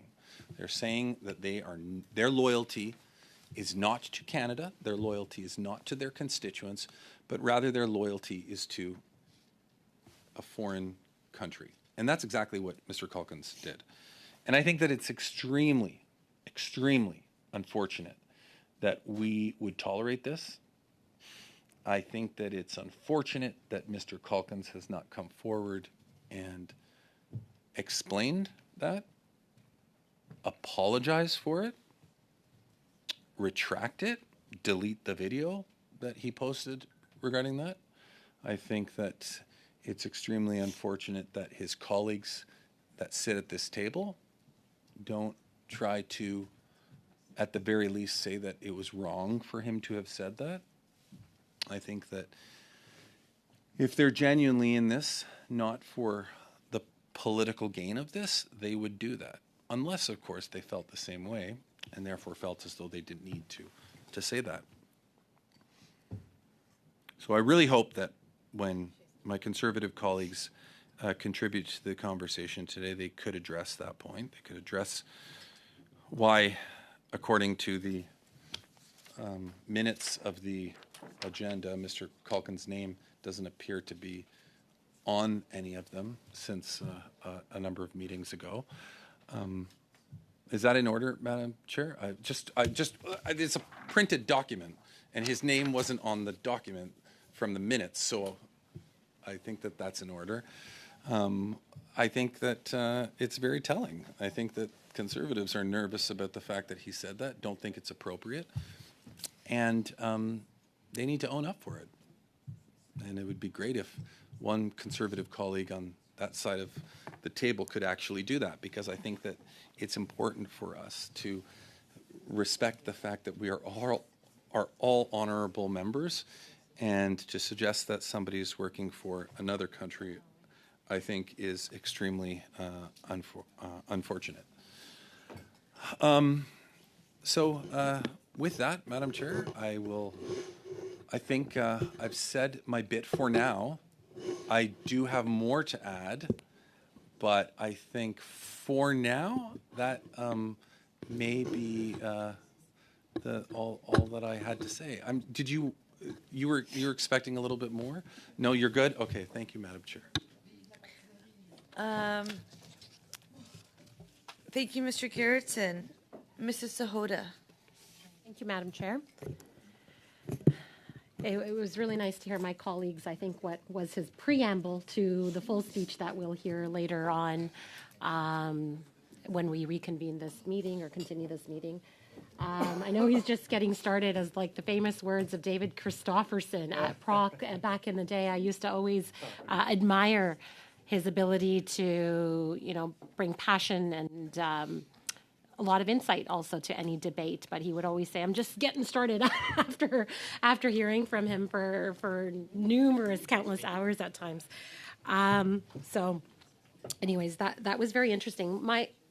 Some of the things that my colleagues said, but some of the things that I've been hearing from various sources, whether it's the Conservatives or media or, as the debate grows about having a public inquiry versus what the Prime Minister has announced, and the misinterpretation as to what a public inquiry might result in and what a special rapporteur is, and the jokes and all of the stuff that we've been hearing lately. So I think I'm going to focus some of my initial comments around that. First, when it comes to a public inquiry, we've been hearing the calls, the demands for a public inquiry, and I've stated here before, and I'll state it here again, I'm not fully convinced, but I'm not fully against the idea as well. I think that we have been given a great opportunity at this committee to continue to hear from our experts on public safety and security in this country, the agencies and ministers that might be coming forward today, and in various other meetings as to what the best course forward might be. We also will be hearing about a special rapporteur that will be decided upon and announced in the coming days as well. And he or she will have free rein to decide whether a public inquiry is the right route to go or not. So I'm not fully convinced, but still open to the idea.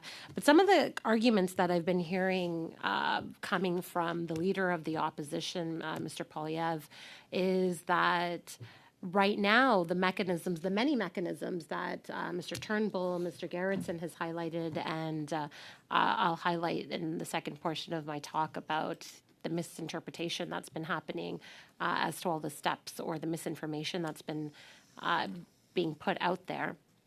The criticism has been, NCCOP, NCCOP is it's not a parliamentary committee. How dare, some people call it an actual committee. I've been hearing those remarks in question period quite a bit. Well, it is a committee of parliamentarians. It may not be a standing committee of the House of Commons.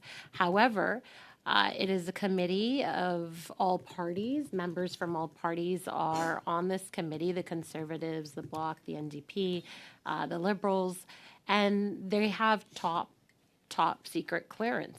So they're able to take a look at these documents. I was looking on the Government of Canada's website to really understand better, how a public inquiry would be created. And what I've heard is that, the NCCOP committee is, created by cabinet, appointed by the Prime Minister. It's an order in council that creates this committee, and therefore there's maybe, what they're alluding to, and outright saying at times as well, that this committee is not independent, or for some reason we are seeing the Conservatives especially question the integrity of the chair, who has a lot of integrity, and I think most people across party lines would say that Mr. McGuinty has a lot of credibility as a parliamentarian that has served here for many, many years. David McGuinty, that is, who is the chair of NCCOP, and also all of the members, they take their work very seriously. But do you know what? What's very interesting is that in order to set up a commission, a public inquiry commission, they would be established by the governor and council, cabinet. So cabinet would be establishing this public inquiry. And of course, they would be giving this public inquiry a mandate to fully and impartially investigate issues of national importance, and in this case, one that is of extreme national importance to me, and I'm sure to all the members at this committee, and especially the Prime Minister as well, foreign interference. That has been a great deal of importance to us since we took office, since we took government in 2015. Immediately, having learned from even that election and previous elections, it was already out in the public that interference is a real thing, not just in Canada, but we had seen shortly after, even in the 2016 elections in France and the US, that this is a growing problem in the world. So that's the first point, that this creation of this inquiry would be created the same way through an order in council as is the NCCOP committee. Does that now make this public inquiry that we may have impartial, or does it make it partial? I don't know, because the Conservatives have been implying that somehow NSICOP is partial and not fully independent because it's created in a similar fashion. We would hope that, of course, this inquiry, just like the special rapporteur, would be led by an expert judge who would have the ability to bring forward witnesses and bring forward testimony, and all of those things that a special rapporteur is also given the ability to do in his or her investigation. And I'll get into a little bit about what the definition of a special rapporteur is, because I know that the Conservatives find it very humorous and have been laughing quite a bit because of the lack of understanding as to what it means. So I think it's only fair to educate all parliamentarians and the public as to what the difference might be, what a special rapporteur is, what a public inquiry is, and actually how similar those two things could be, especially given this context. I know that in some contexts we've had people come before, be able to make public testimony about a lot of issues, give public testimony on a lot of issues, but when you're dealing with issue that is of a sensitive nature like this, I don't think the public inquiry might end up being the great revelation or that most people would expect of a public inquiry. So that's my one concern, that perhaps we are over-promising Canadians in some way that this public inquiry will be the answer to all of their questions that they have. And they have good questions, and they have a right to have those questions. Many of us have those questions as well. So, however, I think many responsible parliamentarians do understand the different committees and the protocol that has been set and put in place in order to evaluate these sensitive issues. And we have respect for those that have served as public servants for a long time, so that to know that they would be impartial in deliberating and giving us advice. Just like our analysts, our clerk, we have great respect for them as well, to be able to guide us through our committee reports and to give us good procedural advice and make it impartial. And I don't think any of us, as long as I've been here, have really ever questioned that. So that's the first thing. I also came across a study as to what the public perception is on public inquiries and what the expectations are of public inquiries. And the study is really interesting because it took a sample size, a broad sample size of about 1,000 people or so, and really delved into what the public's expectations of a public inquiry are. And this study was done in 2022. And we've seen a growing number of public inquiries being done in the UK, in the US. Here, we've had many public inquiries. We just had one not too long ago, which was mandated, or which was legislated that we must have after the protests, the convoy that took place here on Parliament Hill. So that was a must. We had to have a public inquiry after the use of the Emergencies Measures Act.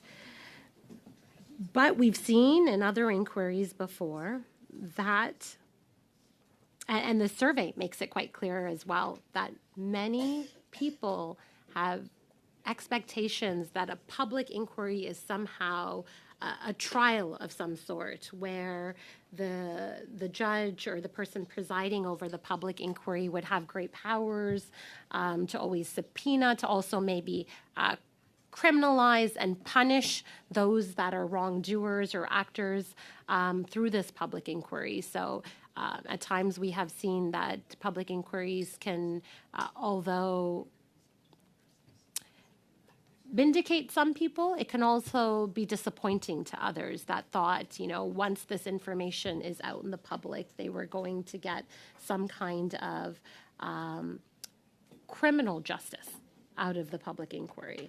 And that's not always the case. And we've also heard, and my colleagues have mentioned some of the testimony that has come before our committee, that oftentimes, actually, always, until intel gets to a certain point, that it's not evidence, and it would not lead to investigations necessarily or charges.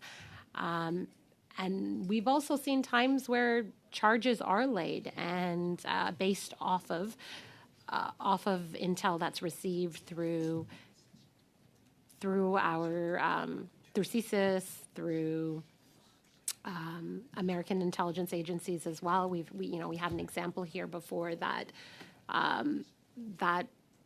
weapons of mass destruction. All the intelligence was pointing towards weapons of mass destruction, and there were no weapons of mass destruction in Iraq after all of the intelligence. All of the intelligence that was being fed in by Five Eyes partners, and I think many of us have a lot of respect for the amount of resources and tools that the U.S. has at its disposal, and especially their federal agencies have. And so even they got it wrong. Even they got it wrong with, the amount of resources and sources that they have to be able to get something right. They got it wrong, and they advised the government in the wrong way at the time. So when people have looked at stuff like this, it doesn't surprise me that the results of the survey are such that there's a lot of questions around what a public inquiry would end up resulting in. So it says that there is about over 40% or 45% of the public doesn't know if a public inquiry would actually explain the issues to them as the inquiry unfolds. So there's always questions left, and I think you heard the Prime Minister say, and some comments about what the Prime Minister had said yesterday, some critique, fair or unfair, about some of the words that he had said around the issue of there may still be questions, no matter what he may or may not say about this issue, there may always be questions surrounding foreign interference and the security of our democracy. And I have to agree with him. Like, there is, no matter who the Prime Minister is, whether it's a Conservative Prime Minister, perhaps an NDP Prime Minister, or a Liberal Prime Minister, these issues will continue to exist, and there will always be questions around top secret work that these agencies do. I think it's always been intriguing. I think that's why so many movies are made about these types of issues, because the public wants to know, and the Conservatives have done no favor in the area of sensationalizing this issue, right? They've made it into a movie of some sort so that the public can digest and feed their curiosity and intrigue. But that's a dangerous game to be played. This is not for entertainment. This is not. This is a serious matter. The risk of our democracy. So, the survey did result in a large sample of the public saying that they weren't sure what public inquiries necessarily result in. And another thing that was very interesting in the survey was whether they believed or didn't believe certain elements of a public inquiry. So they were asked whether a public inquiry has a jury. And 35% didn't know whether a public inquiry had a jury, and 25% thought it was true. So those are high numbers of people who don't even know, and people who think that's actually true, that this is some type of trial or jury that is going to take place. 40% knew that that wasn't true. 40. So the majority either didn't know or think it's true that a public inquiry has a jury. Some other questions that were asked, which were asked as true or false, does a public inquiry have the power to award people compensation? And do you know 45% of the respondents for the survey had answered that yes, a public inquiry had the power to award compensation, and 32% didn't know. Only 23% said that was false. So I think that's really interesting, because the expectation and what's being built up for to be consumed by the public right now is, I would contend, is a false narrative that is being built up. I think there are some good things that can come out of a public inquiry, but I think there's some good things that could come out of NSICOP, and some great things that have come out of Mr. Rosenberg's report, which, by the way, was informed by our top intelligence officers.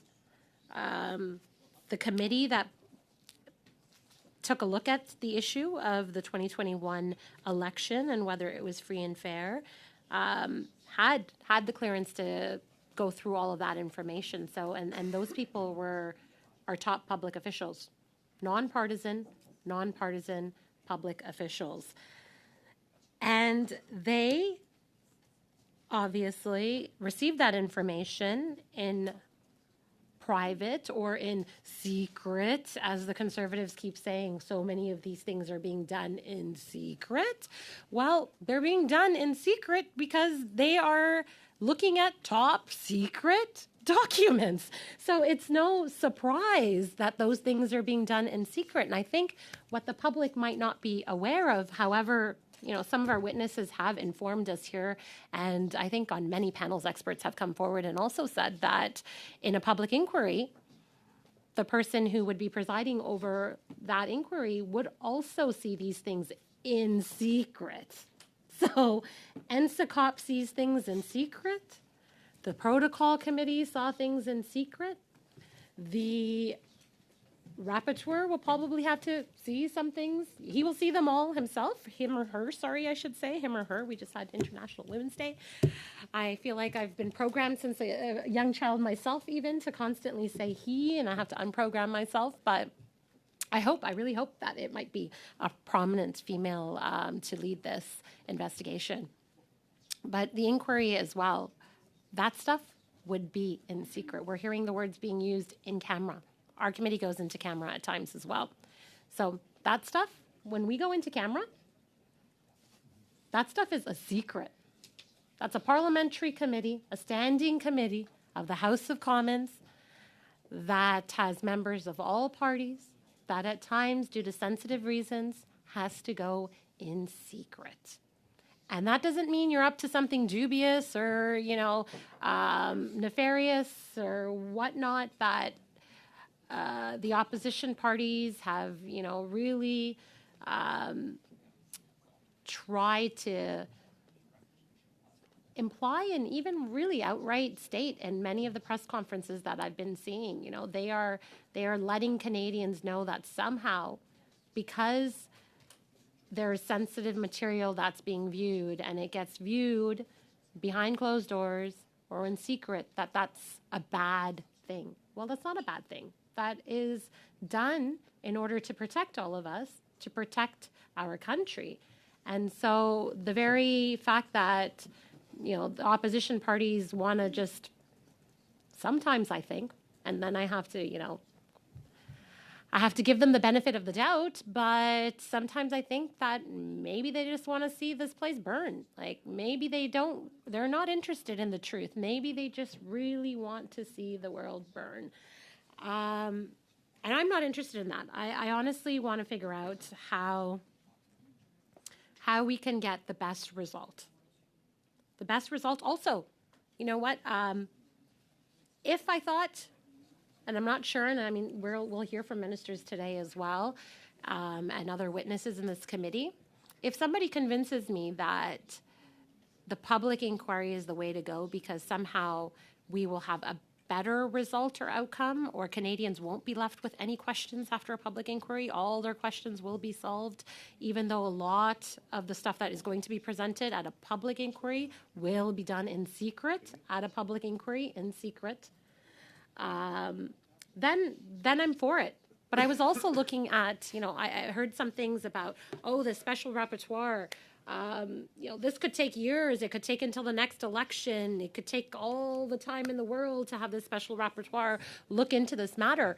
Well, I was looking at the UN, and the UN is most popularly known for appointing special rapporteurs for many, many different things, and I'll get into having that discussion and making sure everybody's aware of all the different human rights categories that they appoint special rapporteurs for. And I think I counted like 60, 70 different areas and 13 different countries that currently have special rapporteurs appointed for extremely heavy investigations surrounding human rights concerns and war crimes and many things. They are generally appointed for a year in term. So there are public inquiries that have gone on for much longer than that. The average, and I think my colleague had also mentioned it in a previous meeting, that the average public inquiry could go 4 years or so. 4 years. Is the public ready for an inquiry for 4 years? That's a possibility. And it's not necessary, but I'm going to put it out there because I think the public deserves to know the other side of this. We deserve to know all the pros and cons to this issue, because the Conservatives are definitely getting out there and saying all the cons for having a special rapporteur. And therefore, I think we should weigh it and make sure that we give all the pros and cons to both. And there are cons to both, and there are pros to both as well. So the average amount of time could be 4 years or more for public inquiry. And that's the type of stuff they've been implying about, or I've even heard the media mention that the special rapporteur could go on forever. And we may not have a result. Well, it's the same thing for a public inquiry. So let's just make it clear that the public understands that they may be in the same position. I was also looking at costs, Madam Speaker, costs of what a public inquiry can be. And I'm not against, especially when it comes to the security of our institutions in this country, I'm not against putting our money where our mouth is to make sure that we have a robust, safe measures in place, that we have a good system that would alert us and indicate to us when there is a foreign threat or an internal threat. Like I've mentioned before, misrepresentation, disinformation campaigns. I'm going to get to an issue that happened to me in the 2015 election, which was quite concerning, regarding some of the things that are very parallel to what happened to Kenny Chu. So stay tuned for that. I think that's an interesting story I'll share with all of you today. So public inquiry, the cost. I was saying the cost. The cost of just the public inquiry that's being done regarding the Ottawa LRT. The LRT for Ottawa. And that is a small issue in comparison to foreign interference. Maybe some Ottawa members of Parliament would might disagree. They might think that that's the end-all, be-all issue of importance, but the LRT doesn't even run, from my knowledge of it, in all that large of a geography.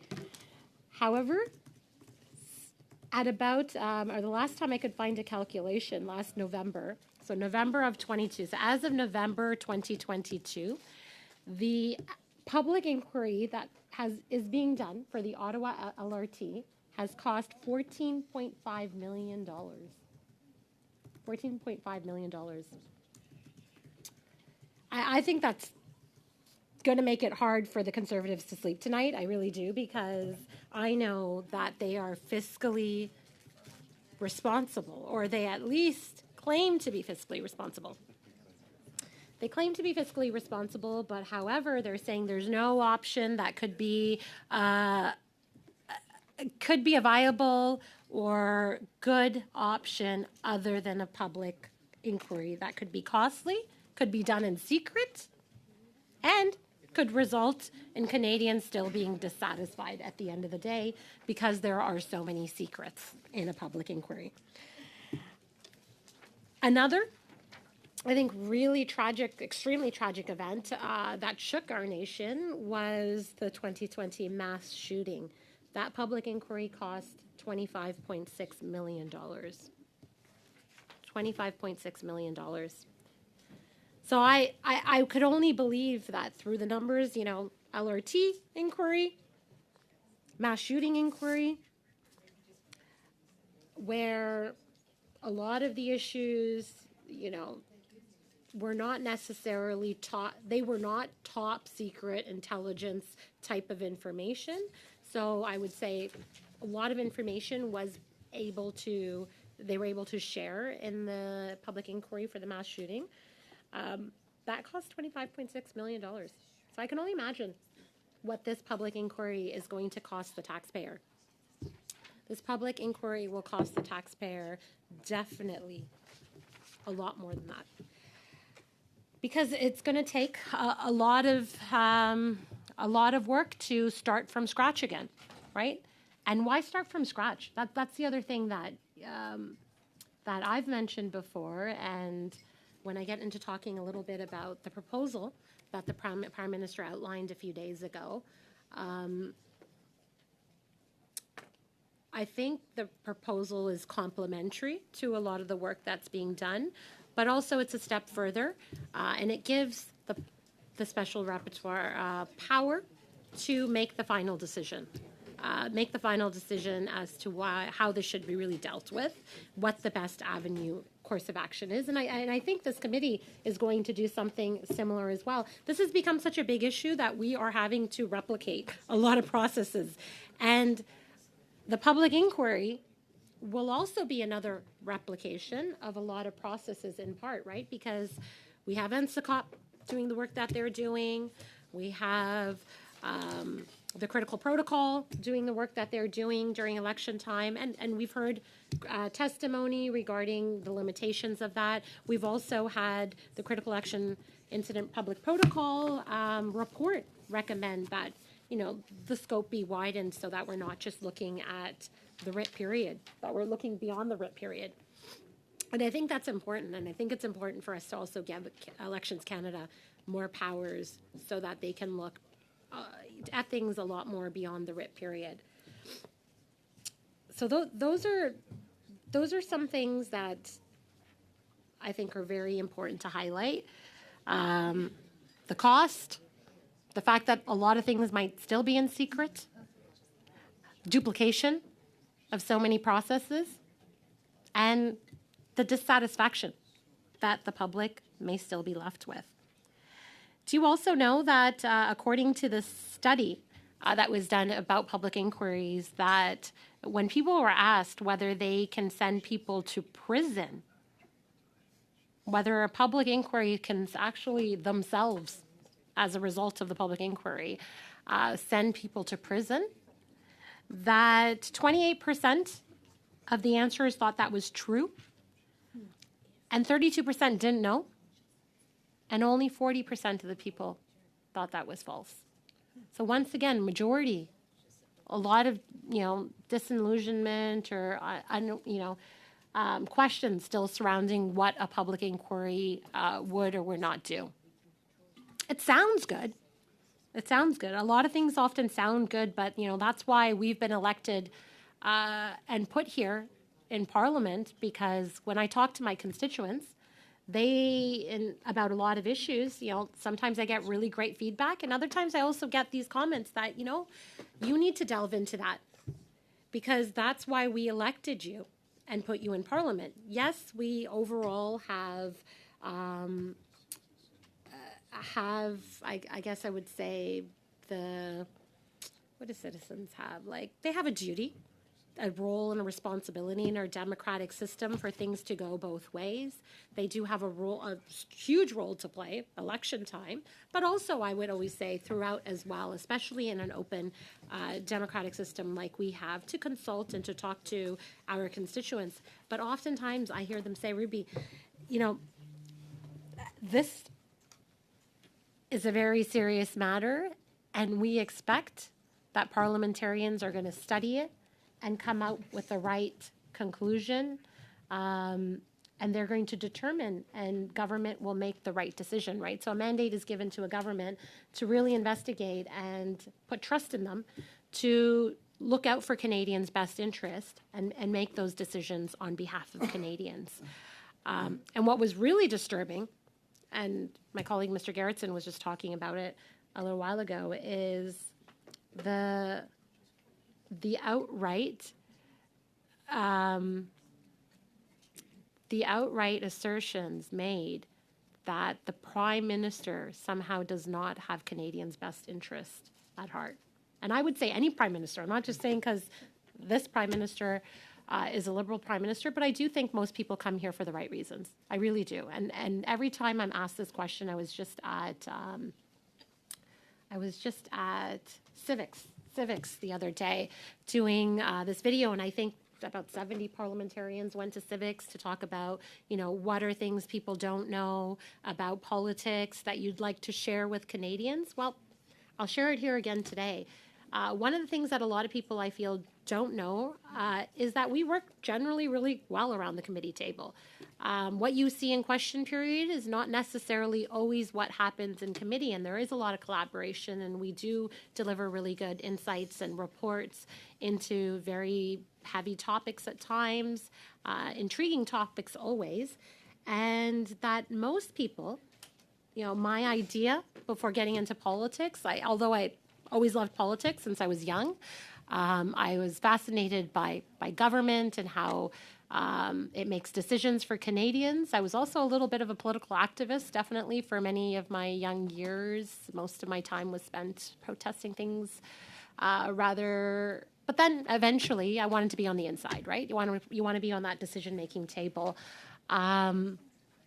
But what I was surprised about, that politics wasn't necessarily like a lot of the movies I had seen, because you come in with your guard up and thinking, oh my God, everyone here is you got to really watch out for yourself because everyone's going to be evil like they're depicted in the movies and all of that stuff.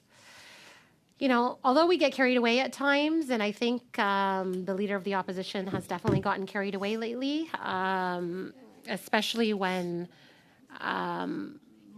he has made comments that are so dangerous about the trust people would have as to whether their prime minister and their government is working in collaboration with foreign actors, or whether members here are foreign agents. All these types of assertions that are being made.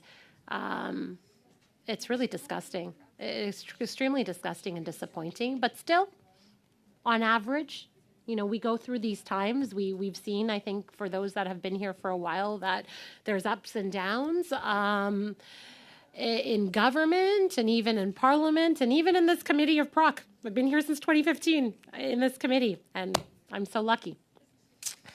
But I've seen a lot of ups and downs about issues that sometimes we really have to talk through to work out, and we do usually get to a good place at the end of the day. And then issues that come, very quickly and naturally to us, and we can agree on. So I've seen those.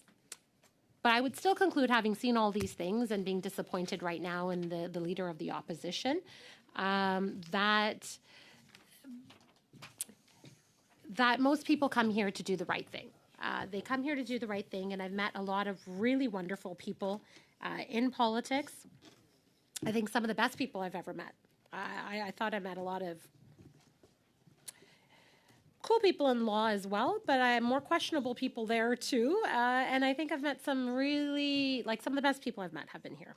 So the public trusts, I think, for the most part, us to make the right decisions for them, because a lot of these words, people can't understand. What am I going to get out of a public inquiry? What am I going to get from a special rapporteur?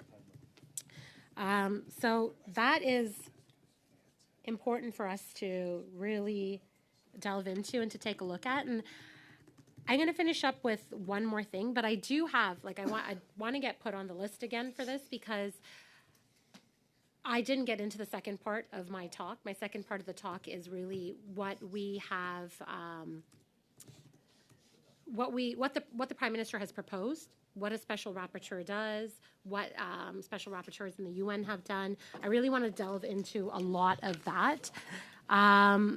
But my colleagues are eager to also get their thoughts in. So because they're eager to get their thoughts in, I think I should give them that, and I'll return to my comments. But what I'll leave you with is, and I think my other colleague shed some light on this.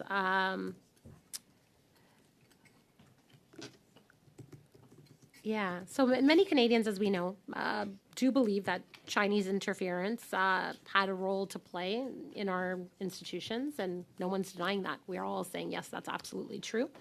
The only thing that we also all agree on is that it didn't have the impact that we think, and that our last 2021 and the 2019 election was fair and free and fair. But what's really interesting is that even the national campaign manager for the Conservative Party has said that if people lose faith in the fairness of our elections, they will lose faith in the legitimacy of our government as well. And he stated that it's important to clarify one critical issue. And he said, I can confirm without a shadow of a doubt that the outcome of the election which resulted in the Liberals forming government was not influenced by any external meddling. I think that's really important. And he too believes that, this could be extremely dangerous for our institutions going down this line. He also said that he's watched with interest the growing calls for a public inquiry. And while he understands the concerns behind these calls, he says, I must say that I have serious reservations about the effectiveness of such an inquiry. Election interference is a complex issue involving national security and intelligence, and a public inquiry would likely result in much of the information being redacted, rendering it useless to the public, and the likely outcome will be everyone wondering why we wasted so much time and money on an inquiry in the first place. Secondly, he says, a public inquiry will be slow and bureaucratic, and by the time the inquiry is over, the situation may have changed and the solutions found may no longer be relevant. Additionally, public inquiries can be highly politicized and become more focused on scoring points and blaming individuals or political parties rather than finding solutions. So that really sums up a lot of what I was trying to get to. My first point of what I wanted to get out on the record is that we may be selling a false narrative to Canadians that they are going to get what they're looking for out of a public inquiry. It's going to be costly. There's going to be still dissatisfaction. So I think we should just do the right thing at the right time. And that is something I will delve into the next time I make my comments, what that right thing is and what that timing is. Thank you, Madam Chair. Thank you, Mrs. Sahota. So are you asking to be added to the list again? Yes, please. Mr. Cooper.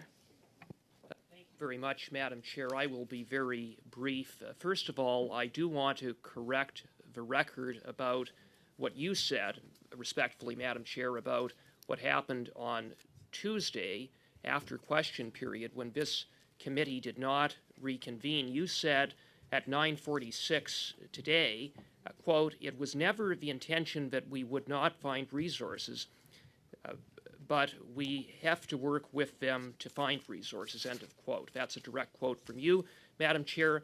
Just to clarify for the record that all opposition whips agreed to make resources available.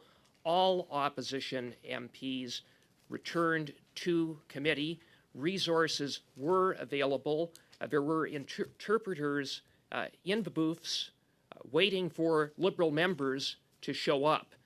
The only reason that the committee did not return on Tuesday is because after Liberal members filibustered for 3 hours, they then changed tactics to simply not show up so that there would not be a quorum, and therefore the meeting would be suspended until today. So it's just an illustration of Liberals using every tactic in the book to block the Prime Minister's Chief of Staff from having to testify before committee. And with respect to Ms. Telford appearing before committee, listening to my Liberal colleagues speak about this matter, you would think that this was completely unprecedented. I mean, first of all, they refer to her as just some staff member. I mean, for heaven's sake, she's the Chief of Staff to the Prime Minister. She's the top advisor to the Prime Minister. She's one of the most powerful people in this government. But further to that, it's hardly without precedent. Ms. Telford has appeared before a committee before. She appeared at the Finance Committee. I was a member of the Finance Committee at that time on July 30th of 2020 in regards to the Liberal government's We Charity scandal. She also appeared before the National Defence Committee on May 7th, 2021 with respect to sexual misconduct in the Canadian Armed Forces. So Ms. Telford has appeared twice at committee. There's absolutely no reason why she can't appear before this committee.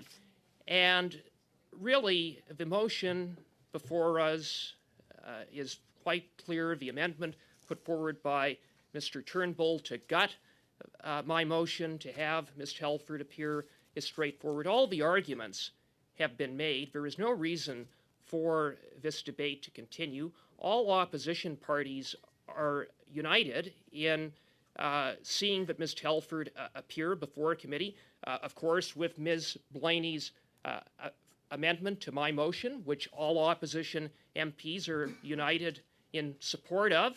The Liberals oppose the motion, my motion amended by Ms. Blaney. Let's get on with it. Let's get to a vote on Mr. Turnbull's amendment. Then let's vote on my amendment and get back to business and hear from the ministers and hear from Ms. Telford next week. Point of order, Madam Chair, and it's not with respect to my colleague, I just wanted to mention the screen here is blinking like crazy, and so I don't know if we should maybe just turn it off or something because it's blinking on this side. Thank you, Mrs. Romanato. We'll get on that. Mr. Cooper, that was your point? Thank you. Let's get to a vote. Filibustering. Before I go to Madame Gaudreau and Mrs. Blaney and Mr. Fergus and Mr. Turnbull, I will just say, Mr. Cooper, you're welcome to do what you're doing is taking my one sentence out of context. I did also go further on to explain. I understand that you believe that when you want me to be here, whether it's in my constituency week or whatever else, that I have to be here. I get it. I do my best. But I do have obligations to my constituents. I also take my responsibilities as Canadians seriously, and I have to fulfill all of them. So I've, on often occasions, agreed to disagree with you. Sometimes we can find a way forward. In this, I would say that your interpretation versus what I have said are not the same. But I'll leave that with you because it's not the first person who puts words in my mouth, and it's just, I guess, part of the job, which is unfortunate. Madame Gaudreau. Merci, Madame la Présidente. Thank you, Madam Chairperson. Well, you know me well enough now. By now, I always have a bit of a preamble to set the tone. I know that there are folks watching us. I even have people in my riding who are watching us. And many people are asking what's going on. There are a lot of words that are coming up, filibustering, the need to know, the need to understand, trust, confidence, we need to act. It's high time we act. We're concerned. We have misgivings. We want to know. But I'd like to say, Madam Chairperson, that the proof is in the pudding.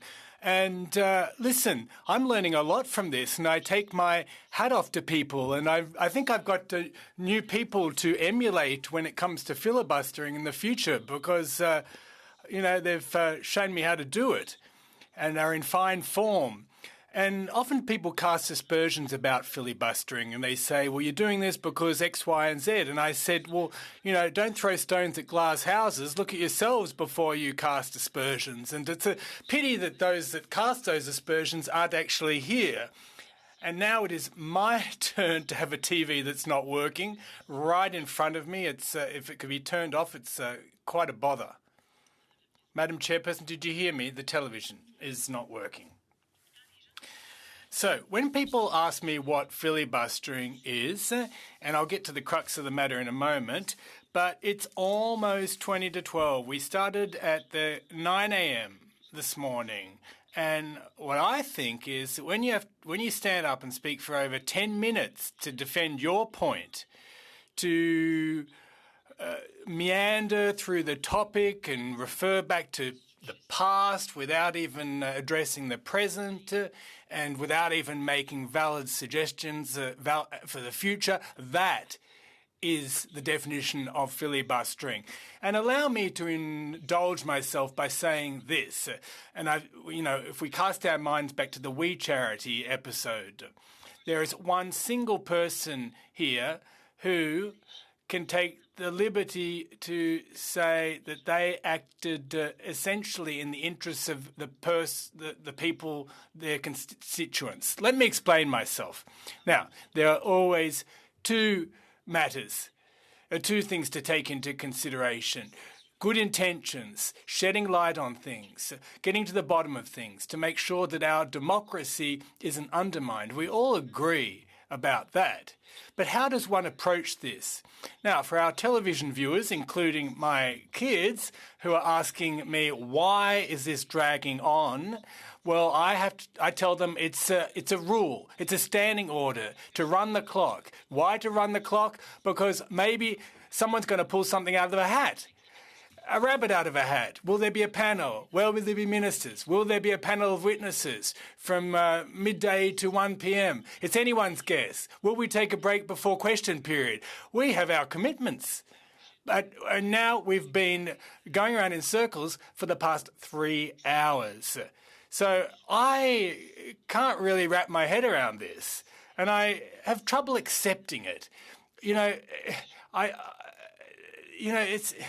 This is a political game, but it's really not a game, is it? It's insidious.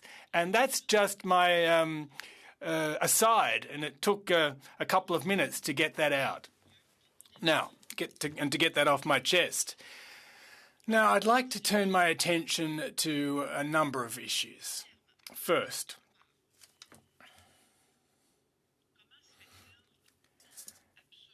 how is it that we are hell-bent on having an independent public commission of inquiry? Let's focus on the word independent or arm's length.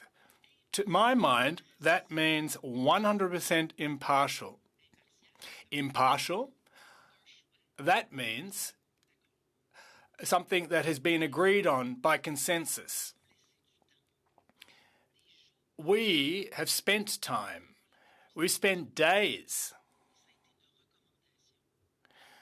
on this, and the recommendation is that together we should be able to choose an impartial president of a commission of inquiry who will go over this issue with a fine-tooth comb, get to the bottom of things, and reassure folks, reassure Canadians and Quebecers who really have serious misgivings. Now, as far as the general public is concerned, I've heard a lot of talk about the Rouleau Commission.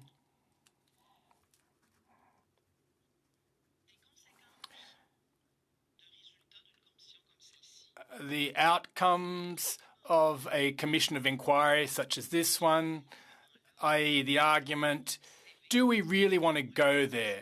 Do we really want to come down hard on them? And my question is, what ultimately are the positive spin-offs of a public commission of inquiry when a lot of it goes on behind closed doors, which is, of course, crucial. But what will that translate into? It will put a kind of legislative pressure on them. And that is precisely what we need to see come to bear.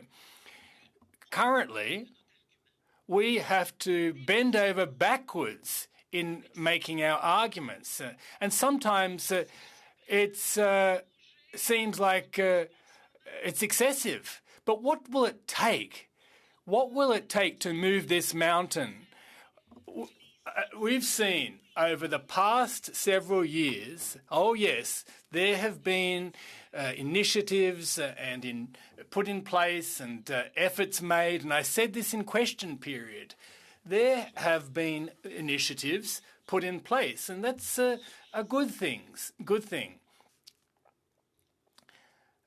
But my question is, do we have what we need at our disposal yet? The answer is no. When you've got nothing left to give under the current set of rules, well, you have to seek, you have to go after something else. You know, it's a bit of a ping pong game. You know, you've got a couple of opportunities before you have too many penalties, and it's 3 strikes and you're out. I can't even venture to say how many issues the government has been embroiled in. There's nothing new here. It's not as if the Liberal government has had a clear record for the past several years in every respect. Public trust has been broken. And the government had everything it needed at its disposal, in its power, and it's opted for the power to choose itself. We, to show that they're listening to recommendations that are made, an opportunity to play a real leadership role, to act as leaders, i.e. to take a stance, to take the bull by its horns. That's what the government should be doing, could be doing, and dare I say it, apologise. But we want a demonstration that they've really learned their lesson. And to date, what have we heard? We have heard arguments that I just can't wrap my head around. And let me explain myself here, Madam Chairperson. Since earlier this morning, and I just heard it from the mouth of my colleague a moment ago, please don't get the political staffers to appear. We need to protect them, and I'm not going to rehash everything that's already been said. And these are honourable folks, of course. But we have a proposal on the table, Madam Chairperson. National campaign directors, they're not elected representatives. I just don't understand this. Perhaps it's a question of interpretation, Madam Chairperson, you'll tell me, but I'm trying to understand this.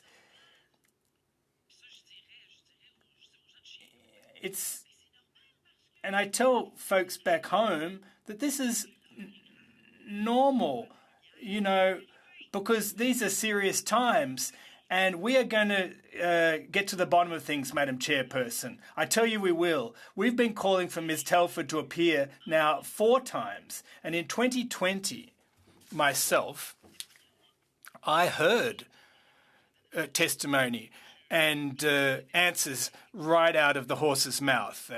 And I wasn't aware that she appeared before the Defence Committee at the time, but I myself was there. And now, when it comes to tradition and convention, well, this is part and parcel of our traditions, filibustering, is it? But honestly, this is not a matter of This is not a conventional matter. This is a serious matter, a very serious matter. And I'd like to see in the next in minutes ahead whether my fellow parliamentarians are going to be humble, are going to stand up against this kind of thing. Perhaps I'm speaking too quickly for the interpreters, but I don't even think half of you are listening to me. I appreciate the fact that you're listening to me, Madam Chairperson, but the fact of the matter is that most people aren't even listening to me. What's the use of that? We're running the clock, we're filibustering, and then in the same breath, they say, oh, there are important matters at hand. Well, yes, absolutely. There are important matters at hand. So let's take this seriously. I want to hear serious arguments as to why I would agree to inviting national campaign directors as opposed to the Chief of Staff, Ms. Katie Telford. If you really want to spend a lot of time on this, we can meet them all. But I really need to hear a solid argument from my colleagues. I won't use the word I'd like to use, but it's a tad discouraging. And I'm tempering my words there. Now, we have 11 minutes left. 11 minutes. I'm going to I'm not going to go over 10 minutes because I want to walk the talk. But I hope that folks have listened to what I've had to say and retained the sense of it. Because at the end of the day, the important thing is democracy, our democracy, trust in our institution. Honestly, I'm really looking forward to see how this plays out, Madam Chair. That's all from me. Merci, Madame Goudreau. Thank you, Ms. Goudreau. Blaney. Madame Goudreau, donc, je pense que... So, you want to hear from the ministers, Ms. Goudreau, but you also want us to make a decision, right, about how we'll proceed. Ms. Blaney. Well, thank you, Madam Chair. And I think what would probably be helpful to you and to this committee is for me to just outline what I'm hoping to see today.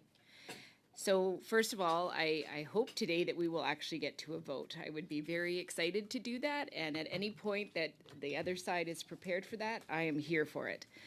I would like to hear from the ministers, but there is a bit of a concern for me because I want to make sure that we continue this because I want to get to a vote. So if we need to continue to discuss this, so I hope that we do get to hear from the ministers. I hope that we continue to stand in this committee until question period. And I thank everybody. I've heard a lot of kind words from members around this table about the fact that I do have a very important meeting with constituents from North Island Powell River. As you can imagine, that is a big trip, and it's a community that's facing significant challenges. So what I would like to see is that we return at 4:30 to continue this work. I do have another committee at 6:30 that I would like to go to. So hopefully I'm very hopeful that we'll get to a place where we can actually have the vote done and be wrapped up so that I can get to that next Committee on Veterans Affairs. And I also recognize that, you know, if this does not happen, if the vote does not happen, that we're going to be continuing this next week more than likely. And I think that's very concerning. You know, I really appreciate what the chair said about paying attention to your constituents and having the time with your constituents. I live a far way from my constituents. I have a rather large riding, so I can't always get to a computer to do this work as much as I would like to because I'm with the people that I serve. And I hope that around this table, all of us are remembering our accountability to Canadians. And I am a little disheartened to hear some of the comments that I've heard on the Liberal side today. And, you know, one of the things that I heard Mr. Garrettson say, I don't know if I'm allowed to talk about if he's here or not, but, you know, hopefully he will hear what I'm saying. But, you know, there were recommendations. He kept talking about how we should be working so hard on recommendations so that we can give those to the government. Well, I've been on a lot of committees in this House for a lot of years. I've done a lot of really important work, and I respect the people that I sit at the table with. But very, very often, we do not actually see those recommendations go anywhere meaningful. So it's really nice. I believe in this work. I think it's really important. And I will always encourage government to look at the hard work that is, multi-parties coming together.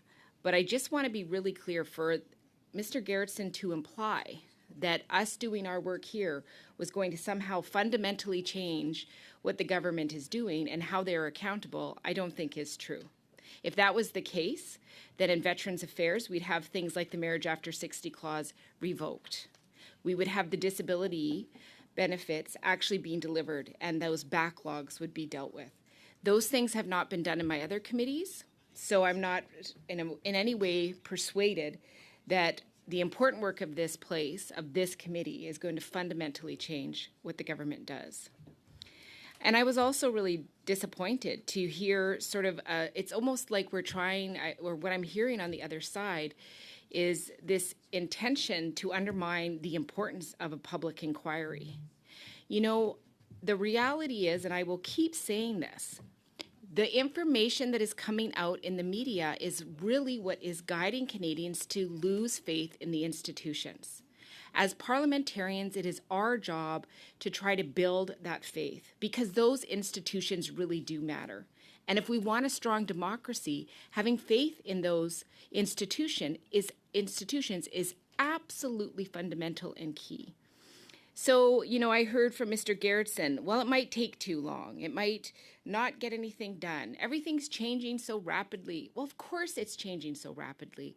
I spent time yesterday on International Women's Day talking about how women leaders are targeted in social media and how to respond to that. And one of the challenges, of course, is things keep changing so quickly in technology. It makes it hard to do that work.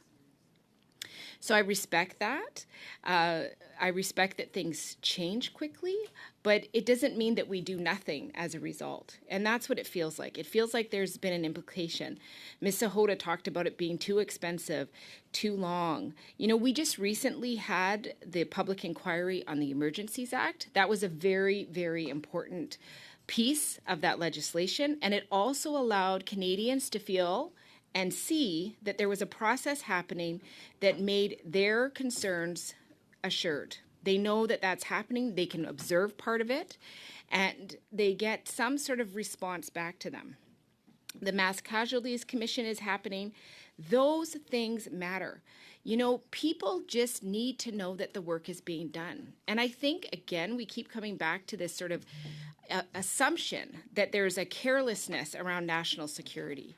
Well, I'll say from the NDP's perspective, I don't feel that at all. We care very much. We respect the role of NCCOP. We know that there's key work that needs to be done there. We understand their processes and how they communicate with Parliament. But the public has been concerned by this issue. The media would not be reporting on it if people weren't asking for more information. And we know that as leaks continue, it just builds such a lack of faith in our systems. So we need to make sure that that's addressed. I believe the public inquiry will do it. I believe that also, I just think maybe it's important around this table to remind everyone that the Prime Minister said, if the Special Rapporteur says we need a public inquiry, we will fully support that. So then why don't we just get to that? Why don't we just get to a system that Canadians understand? I understand that there's always misconceptions. We could talk about misconceptions here as in the committee if you want to. I think as politicians, we always understand that there's a lot of misconceptions and confusion. But, here we are. We should be having this discussion. I see some excitement in the room, so maybe ministers are coming. But what I need to hear from the chair is if these ministers are coming, that we'll be able to return to our work. Because if this side of the table does not want to get to a vote, I guess we need more time to converse about it. I think this brings us just to a spot where we can. I would say, Mrs. Blaney, based on everything I've heard from everyone, that we do need to continue this work. So for me, as a person at the front of this room, I am committed to saying we can get to this business and then return to this conversation. When it comes to the resources for this afternoon, it's no secret. Whips have the ability to cancel a meeting and return a meeting. I also know that we've been meeting on constituency week, so I would put it out there that if we want to meet next week, the motion signals that we want to meet next week. If it passes, we can ask for resources and have a meeting next week. So I am open to any opportunity or any ability to make this committee function. I think it's a very important topic. I don't know how many more times I can say that. I actually think we can do it all. Like I said to Madame Gaudreau, I think we can find a way forward and actually go with the ministers who are appearing now, return to it. I'm also pushing for a vote because we're currently on an amendment, so we still need to get to the motion as amended already. So I'll continue doing whatever I can do, but I don't hear anybody opposing continuing this conversation or this discussion, whatever you call it. So, Chair, then can you explain to us when we're going to hear? I mean, I am the whip for the NDP. I've been very clear. My team has been clear that we are open to have this committee continue. So when will we know that? Because I'm feeling a lot of pressure to somehow magically allow the ministers to do the thing that we're here to do, but we're also in good faith asking for a process to make sure that we get to continue this committee and continue this work. So how are we to say that we're comfortable having the ministers here if right after that this meeting will just be adjourned, we'll all go to the House, and next week we'll be back at this again? So I'm hoping that before the ministers come to this table that we have some answers. So what I would say to reply back is ministers are here for an hour. I had said earlier that I think we can keep this room and functioning till 1:30. It does make the clerk very anxious within that half hour. I think then we can also determine a way forward. Resources that we can receive between our ask from the House of Commons we've received this morning. Anything else, as you've also mentioned, is choosing between committees. That's for whips to do. The clerk does not have that ability. I don't have that ability. So if we want to change around the committee schedule this afternoon, that's what I'm saying about the whips. Resources we could get without having an impact, we have already received. Next week, the House is not sitting. If there's agreement that we want to meet next week, the clerk and I are more than willing to ask for when it would be suitable to have all the resources we need. We can work with schedules and make that happen. I'm putting that out there to say I can find a way forward. What's in my hands right now, as of this moment, is setting up a meeting next week. Because next week we're not competing with other committees unless there's something going on I don't know about. This afternoon is beyond our hands right now. So can we get any idea of when we would have an update on that? Because maybe the ministers can come for half an hour and then we need to move on because we haven't had this assurance.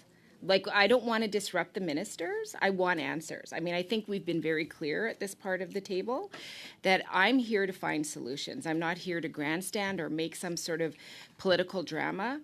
Canadians need answers. But what I'm worried about, Madam Chair, and I think I've been very clear about that since the very beginning this morning when I spoke, that we need assurance that if we allow the ministers this space, we are not losing our space to do the work that we are here tasked to do. So will you be able to give us an update during the middle? Like, I need some sort of assurance that we can continue this work after question period. I'll quote, as soon as I know I will tell you, is what I'm hearing from the clerk. Is there anybody who's at the table concerned with us coming back to this? I think we have agreement that we have to come back to this. Madam Chair, no, I'm not prepared to just say we're going to trust you to have the committee return. We saw the tricks that were played on Tuesday when resources of the House were available. Opposition MPs returned to debate a very straightforward motion, and Liberal MPs didn't show up. We want to hear from the ministers. The only reason we're in this position is because of the filibuster that has been going on for 6 hours over 2 days. And so I'm not prepared to move on to hear from the ministers until we have the assurance that this is going to be taken up this afternoon, period. Thank you, Mr. I want a time when this committee will be returning this afternoon. And then we can hear from the ministers. But we will be dealing with this motion in no uncertain terms. Mr. Cooper, I'm not sure if you heard the words that came out of my mouth, but I was clear to say I agree with that. I think we can have ministers appear and we can return to this motion. I asked if anybody has any concerns with it, and I did not see a single one. I will finish my point, and I do have Ms. O'Connell, Mr. Turnbull, and I'll return to you. But the reality is that we can do it. In our hands right now was resources till 1 o'clock. I am willing to push them to 1:30. Ministers are here from 12 to 1. I would have them leave right at 1. And as long as we keep our question and answer rounds tight, we can have them out, return from 1 to 1:30, find our way forward. This afternoon's resources at the current time, unless there is a cancellation, whips can come together to determine what meeting's being canceled and if we can return. What I have also said is that if we cannot find a time this afternoon, I am more than willing to ask for resources next week because the House is not sitting and we're not competing against them. But right now, between the clerk and myself to get time to use resources from the House of Commons, I have provided you an upfront update and where we are. This afternoon, right now, it's not in our hands. But if something happens organically, like something is cancelled, we would for sure ask for the resources. The first time it was said here, whether everyone wanted it or not, right away I signaled to the clerk, please ask to see if there's any resources available. And she maintains trying to see what's available. And the minute we know, we would share it. Ms. O'Connell. Thank you, Madam Chair. I think you've been more than clear of what the resources that are available and what are outside of your control. Despite Mr. Cooper's temper tantrum, at the end of the day, it was this committee that asked ministers to appear. They have appeared. So why would we not hear them out? If the Conservatives are actually interested in answers, then they should be all for asking their questions, getting it on the record, instead of them playing these games, once again, taking their toys and going home. I think Canadians want to hear from the ministers again. This is what was asked. We're prepared to do so and then get back to the debate of the motions at hand. If the Conservatives want to play games once again, want to throw temper tantrums, then we'll continue to do that and the ministers can go on with their day. But this is what this committee asked them to appear to do. They are here, and I think it behooves us to actually get on with the work of this committee instead of more and more, Okay, can I just do a point of order? Okay, can then we just do have unanimous consent motion? I propose a unanimous consent motion that we will continue after the ministers and return at 4:30 after question period. So I can take that, but I would not be genuine because right now we don't have resources at 4:30. What I'm saying is the way this place functions is that whips on each of our teams is welcome to come together, choose what they want to cancel, and committee can meet. Between the clerk and myself, I can't commit to coming back at 4:30 until I have resources. Well, I recommend that we do that and have good faith that you're going to figure it out and that the whips will do their job. Right? It's fascinating because we keep questioning if you can have faith in me, and then you're asking me to have faith in a conversation I won't be part of.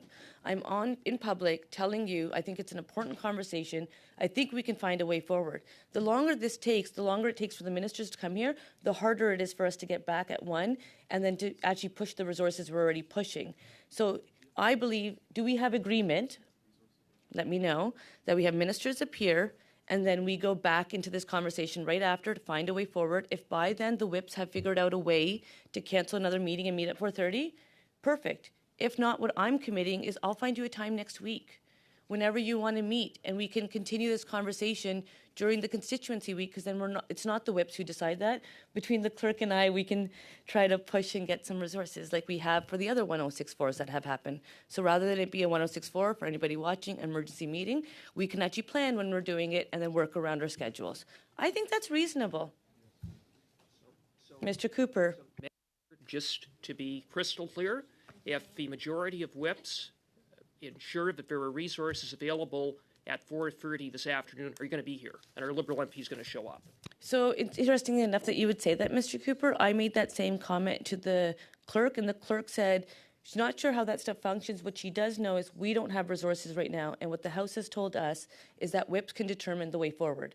And so therefore, I am, as the chair does, taking process advice from the clerk and doing my job as the chair of this committee. And so therefore, I'm on the record telling you what my intentions are. There's just certain things I can't control them. And if I could, I would have a lot of wishes, I can tell you. And one of them would be to ensure Canadians actually had full confidence in our systems. So with that, Mr. Turnbull. Just really quick, I think we're wasting the precious time that we had dedicated to hearing from a panel of ministers because of this. We will come back when we can, when the resources are available. So let's get on with questioning the ministers. If members are truly serious about getting to the bottom of this and getting answers, then why are we wasting the time of ministers? Let's move on. I'm going to propose. It is currently 10:78. We can have ministers leave at, sorry, 12:08. I'm ready for this to, yeah. 12:08. I can offer you ministers stay for 1 hour, or we ask ministers leave at 1 o'clock. Would you like ministers to stay for 1 hour? Or would you like ministers to leave at 1 o'clock? Mr. Cooper. Madam Chair, I just want to put on the record that opposition whips have agreed to coming back at 4:30 and free up necessary resources. So I want to put that on the record, and therefore I want your assurance that you're going to be here at 4:30 along with Liberal MPs. So when my clerk tells me that and I know it, I will go from there. So can we get this moving? So I would like the ministers here for the full hour. What and hour? I certainly hope we'll be back here at 4:30. And if we aren't, I guess we'll deal with that then. We will get it dealt with for sure. Is there anybody who's opposed to having ministers here for 1 hour? I would ask that, so we're adjourning this part of the meeting, starting the next meeting and coming back to. We suspend. We We're can't agreed to suspend. We're suspended. Suspend.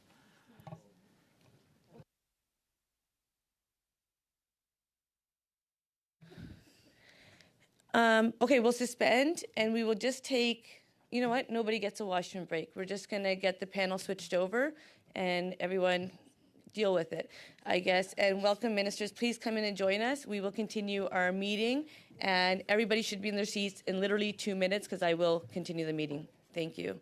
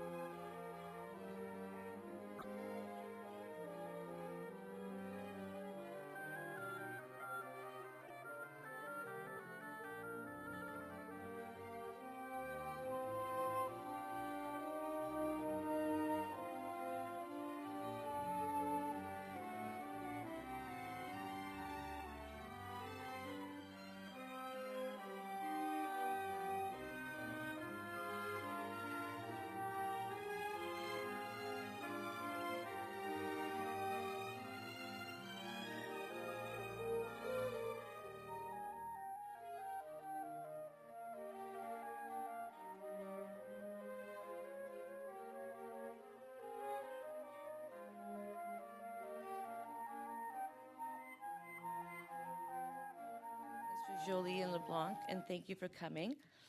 Accompanying the ministers today, we have from the Department of Foreign Affairs, Trade and Development, Tara Denham, Director General, Office of Human Rights, Freedoms and Inclusion, Jenny Chen, Executive Director, Greater China Political and Coordination, and from the Privy Council Office, Alan Sutherland, Assistant Secretary to the Cabinet Machinery of Government and Democratic Institutions. A reminder, all comments are to go through the chair, and the better you keep this meeting going, the faster it goes. So a lot of it's also in your hands. With that, ministers, if you can signal me who would like to go first, and if we can always keep our comments tight. Minister Jolie, it's a pleasure to have you back. Thank you for taking the time. The floor is yours. Merci, Madame la Présidente. Thank you, Madam Chairperson. I'm delighted to see everyone here today. Madam Chair, members of the committee, thank you for inviting me to discuss this very important issue. The Government of Canada takes allegations of interference and coercive diplomacy by foreign agents, no matter where they come from, very seriously. Ensuring the security of Canadians and protecting our democratic institutions are top priorities for the government. We do not tolerate interference in our democracy and elections. Never, ever. Canadians should never feel unsafe or threatened, especially if they are part of a community that puts them at risk.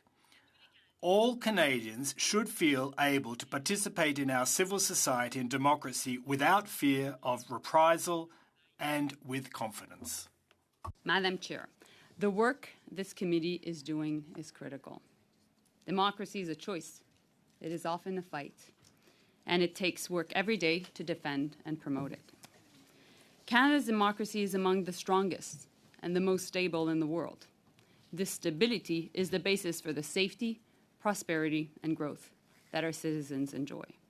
It is worth protecting, and this should never be a partisan issue. Les rapports faisant état Reports of Chinese interference in the 2021 Canadian general election are deeply troubling. We have been clear with China, both here at home and in other fora internationally, that Canada will never tolerate any form of foreign interference either in our democracy or in our internal affairs. I have made this point repeatedly with China, including last week when I met with my Chinese counterpart. We will never accept any infringement of our sovereignty nor any violation by Chinese diplomats of the Vienna Convention on Canadian soil. I will repeat this in English. Canada will never tolerate any form of foreign interference in our democracy nor in our internal affairs. We will never accept any breach of our territorial integrity and sovereignty, and we will never accept any breach by Chinese diplomats of the Vienna Convention on Canada's soil. I have conveyed this to my Chinese counterparts on numerous occasions, including just days ago at the G20. Senior officials in my department have also repeatedly delivered this message in recent weeks and months. We have told them directly, unequivocally, that we will not tolerate any form of interference. We will continue to do what is necessary to defend our national security and national interest. The question of foreign interference is not one that is unique to Canada. This is something that our partners and allies around the world are grappling with. And as foreign ministers, my counterparts and I work together to share best practices in countering foreign threats to democracy. China's rise as a global actor is reshaping the strategic outlook of every state in the region, including Canada. I've said it before, and I will say it again. China is an increasingly disruptive global power. We have been very clear about our approach with China in our Indo-Pacific strategy. We will challenge China when we ought to, and we will cooperate when we must. We will never hold back from sharing our concerns and principles. We will never apologize for defending our national interest. And as we forge ahead with a strong, multidimensional approach to China, we will always differentiate between the Chinese government and the Chinese people themselves. Through the Indo-Pacific strategy, We at Global Affairs Canada are deepening our understanding of how China thinks, operates and plans, how it exerts its influence in the region and around the world. Key embassies in our network will be staffed with specialised experts to deepen our understanding of the challenges China faces and the opportunities it seizes.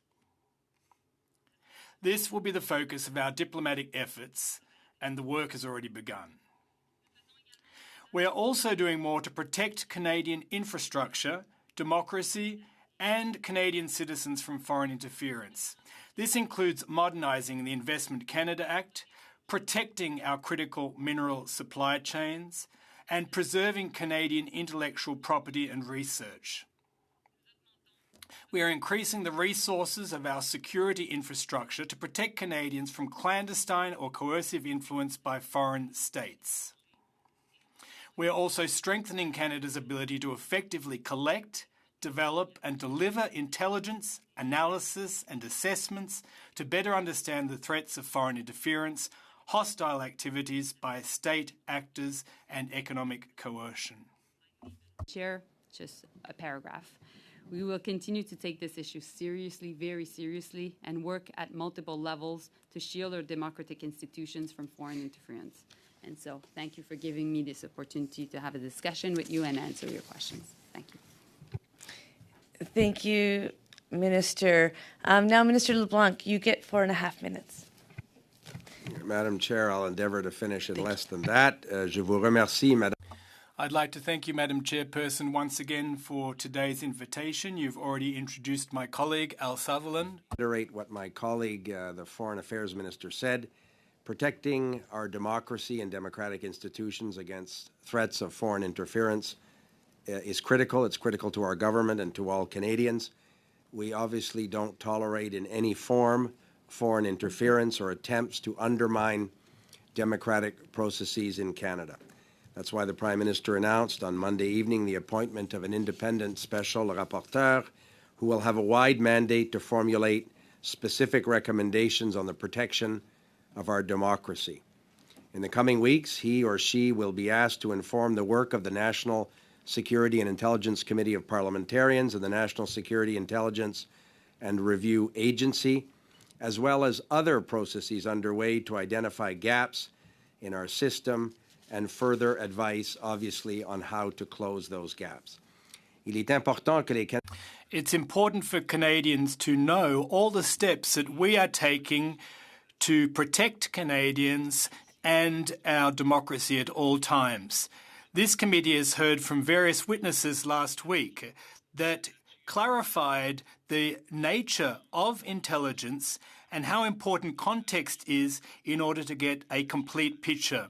And I would like to repeat here and now that the strong process that is in place when national security organisations get their hands on intelligence may have a bearing on our national public safety, and those protections have been put in place. It's important for Canadians to understand all the steps that we are taking to protect Canadians and our democracy. Speaking frankly with Canadians on the threats facing the country, and by continuing to adapt our measures to that evolving threat.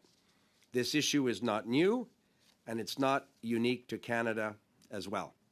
Public threats were reported by the Communications Security Establishment and by the Canadian Security Intelligence Services for over a decade, and they have identified concerns of foreign interference and threats to democratic institutions.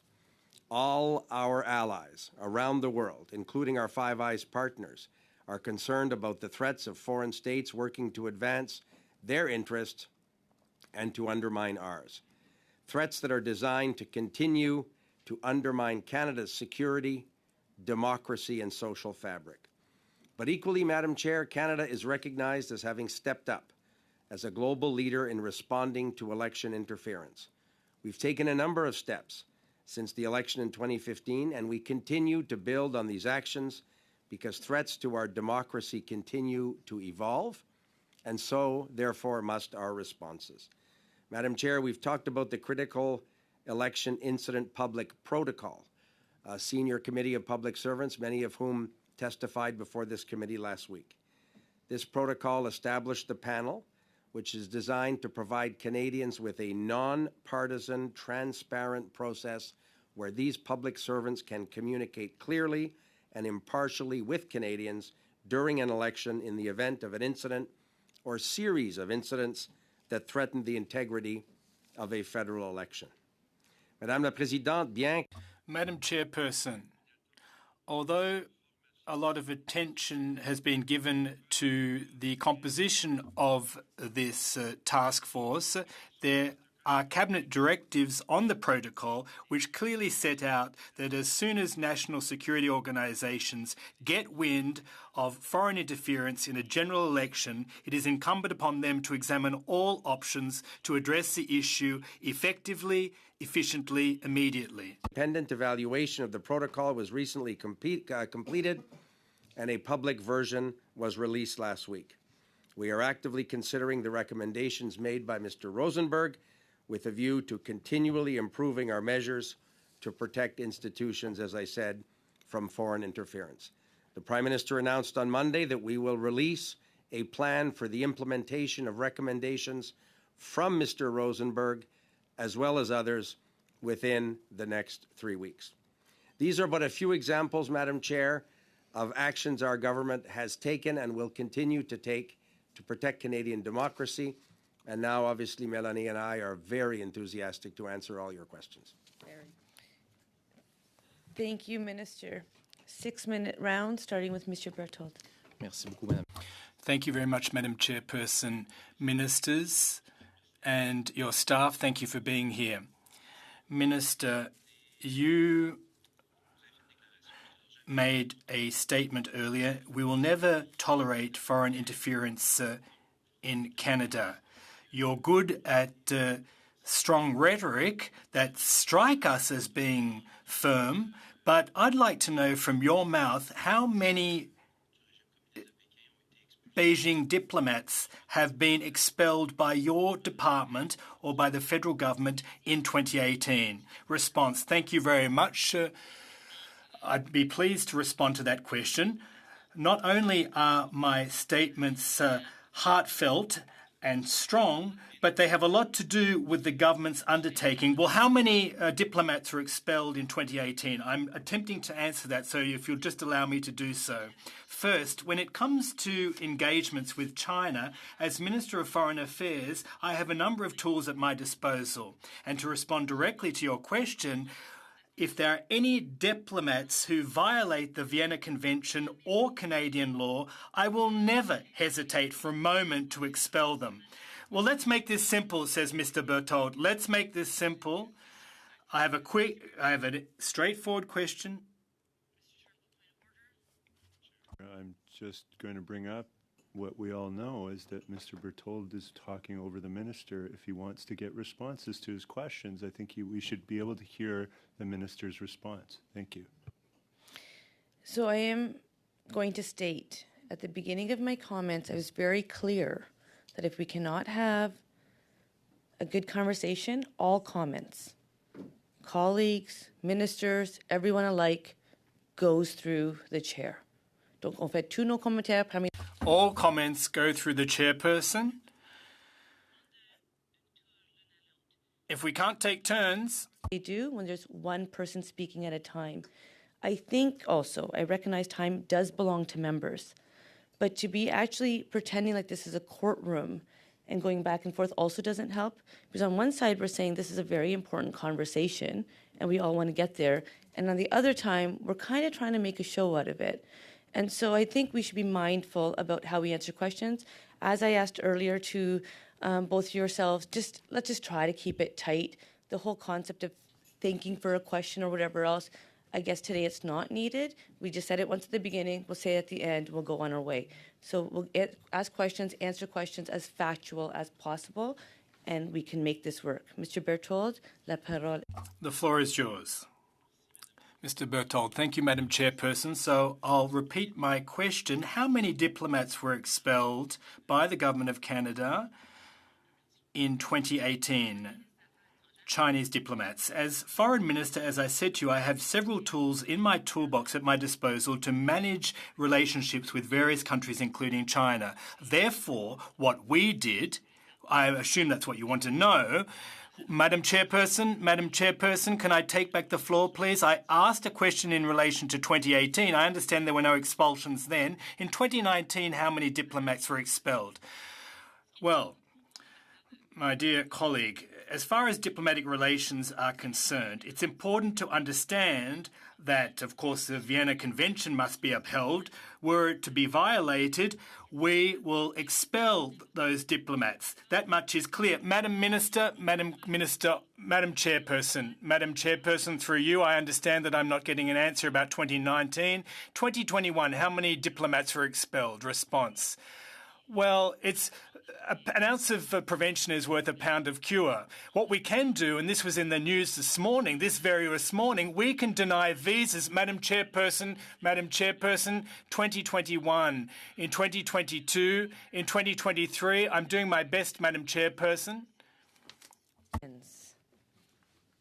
The more time we take like this, the less time we actually have. And so I just really do want to find a way forward.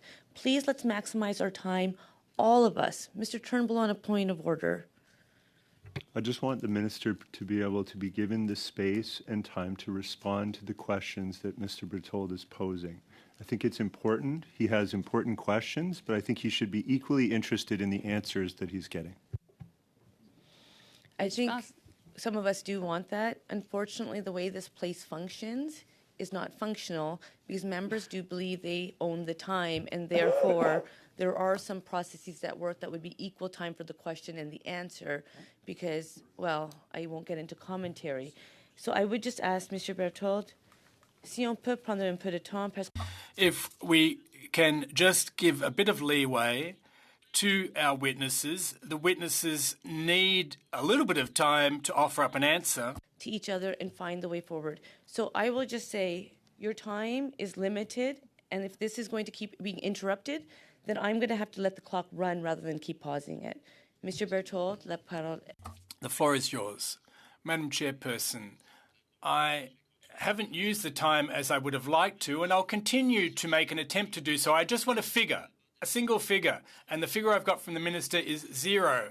And we can see that this cover-up campaign is still underway. It's all well and good to say we're going to do X, Y, and Z. We're going to be strong in the face of China. But the facts speak for themselves. The facts speak for themselves. There was not a single diplomat expelled, despite the numerous briefings that have taken place over a good many years. Second question, when did the Minister learn of the existence of Chinese police stations in Quebec? Response. Let me just come to back to your previous question, colleague. Each and every time that we make a decision in relation to another country, including China, we think about an important sacrosanct rule, and that is reciprocity. Every time we make a decision about diplomats here on Canadian soil, that has a bearing on their diplomats, our diplomats in China. We need eyes and ears in China. Now, when it comes to protecting, specifically when it comes to protecting Canadians who are on Chinese soil, we saw this play out with the two Michaels. Madam Chairperson, I understand the principle, says Mr. Berthold. It's important to know what's going on in China, says Minister Joly. The interpreter must suspend service as it is impossible to interpret.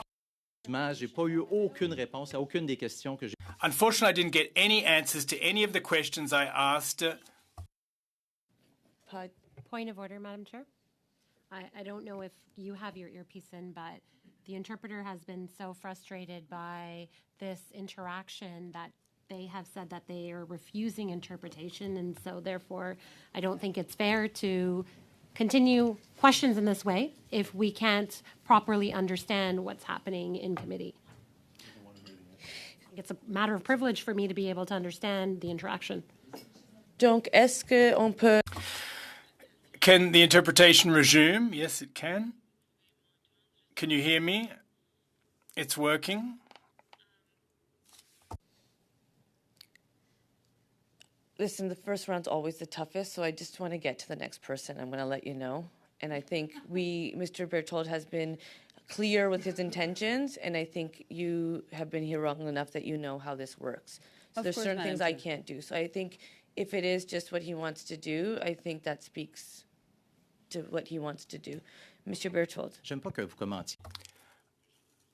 I don't like aspersions being cast about my line of questioning. But Madam Chairperson, for the last time, how many diplomats were expelled from Canada by the federal government since 2015? Response. Here's my answer, Mr. Berthold. If there are ever Chinese diplomats that flout the Vienna Convention, then and there we will take action. In the meantime, here's what we've done. We have denied visas. We have castigated the Chinese ambassador on a number of occasions. We've made representations to Beijing directly, and we have attempted to protect Canadian staff on Chinese soil. There's a principle, Madam Chairperson, equal share of time. The Minister is taking much of my time in an effort to avoid responding to my question. But Madam Chairperson says, Minister Joly, the question is just so important that I must respond fulsomely. Well, Minister, what concrete action did you take against any diplomat whatsoever on Canadian soil who were embroiled in election interference since you were appointed Minister? That's a good question, Mr. Berthold. We have done several things. As Minister of Foreign Affairs, I have a lot of tools at my disposal. Yes, you already said that. You've said it often, says Mr. Berthold. But the first thing that we did, of course, says Minister Joly, is to broach our Chinese counterparts about election interference. And I did so even last week. C'est la prochaine personne. We heard the beep, beep, beep. It's up to the next speaker. Mrs. Sahota. Thank you, Madam Chair. I think I'm going to start. Hopefully, I can get some answers to some of the great questions Mr. Berthold asked, but we couldn't hear the interaction properly. So I think I will give the floor back to Minister Joly, because I think it's really important to understand the mindset or the calculation that GAC has to take when making decisions. What types of decisions does Global Affairs and yourself and your department take when you are made aware of these types of problemsome interferences in our relations? Thank you. Thank you, Madam Chair. And thank you, dear colleague Sahota. So first and foremost, obviously this is an issue that we've been dealing with for some time, and I've been foreign minister now since 2021, and one of the things that was really important was to have a clear stance on China. And so what we did in our Indo-Pacific strategy was actually to make sure that we would draw our red lines and how we would be engaging with China. And now, since it's extremely clear, we now have our rules of engagement. But before then, as we were dealing with, obviously, diplomats that we expect that they stay in their lane, if there are any issues with any form of violation of the Vienna Convention, of Canadian law whatsoever, first and foremost, we engage directly with China, because that's what G7 countries do. It is in our national interest to do so. It is in our allies' interest to do so, as the geopolitical situation is extremely complicated and getting more complicated. The other thing we do is since Canadians had concern, I clearly instructed my department to call in the ambassadors and make sure also that our ambassador, Jennifer May, in Beijing would be in direct contact with the Ministry of Foreign Affairs in China. That has happened many, many, many times in the past year. And so the other thing also, when China wanted to send a political operative last fall, we decided to deny a visa, which obviously is the right thing to do. But these are the different actions that we've put into place. And let me tell you, if we have any form of clear evidence of any wrongdoing, we will send diplomats packing very, very, very quickly. Do you feel at this point it would be in the best interest of Canadians and our institutions to expel all Chinese diplomats? See, I know that on the side of the Conservative, this is something that is an easy fix, a quick fix. But the reality is when we take that decision, it has an impact on us also in China. For any expulsion, there is an expulsion afterwards of us in China. And right now, our biggest challenge is to understand how China operates, how they plan, how they work. And I believe profoundly in the importance of diplomacy and our diplomats. More than ever, we need capacity. We need eyes and ears on the ground, like I said before. We need to be able to address and defend national interests that we have in our bilateral relationship. And also, I'm extremely concerned by the protection of Canadians abroad. And so we know we have consular cases with China. We need to engage to protect these people. This is something that keeps me up at night. And so that is why it is important that we have capacity in Beijing and across our network in China. How important was in the case of the two Michaels to have diplomats on the ground in China present? I would say it was fundamental, Ruby. It was extremely important. And in front of this committee, I would just like to thank our Beijing team that was instrumental in making sure that the two Michaels came back to Canada. And you guys all have consular cases in your office. I have the chance to talk to many of you about it. You know how much it's difficult when a citizen, one of your constituents, comes to you and says, I have an issue with my family, or a family member of mine is in a difficult situation elsewhere in the world. Of course, we want to make sure to offer that service, and it is particularly true in China. Another quick question. You mentioned in your introductory remarks about the G20 foreign ministers meeting that you just had. You said you delivered a message to China. What was the delivery of that message? What did you say, and how was that message received? I wanted to make sure that I was able to meet with my counterpart. Why? Because he's a new foreign minister. I had a conversation and a relationship, a tough one, with Wang Yi, the former foreign minister, who's now at the Politburo. Now I wanted to create this relationship, which is a difficult one, but a necessary one, with the new foreign minister. I was not the only one wanting to talk to him, because obviously all my G7 counterparts, and even I would say G19 counterparts, wanted to engage. But I was extremely clear. I looked at him in the eyes and said to him, first, we will never tolerate any form of foreign interference in our democracy and internal affairs. And second, we will never tolerate any form of breach of our sovereignty.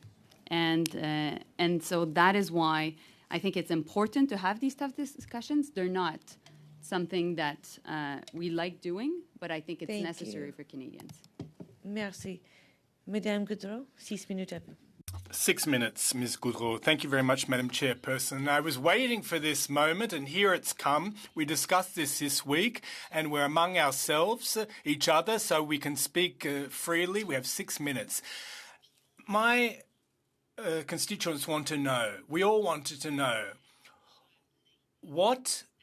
on what basis did we opt for a special reporter rather than together in a non-partisanship way in full cognizance with a view to not undermining the confidence and trust of Canadians and Quebecers?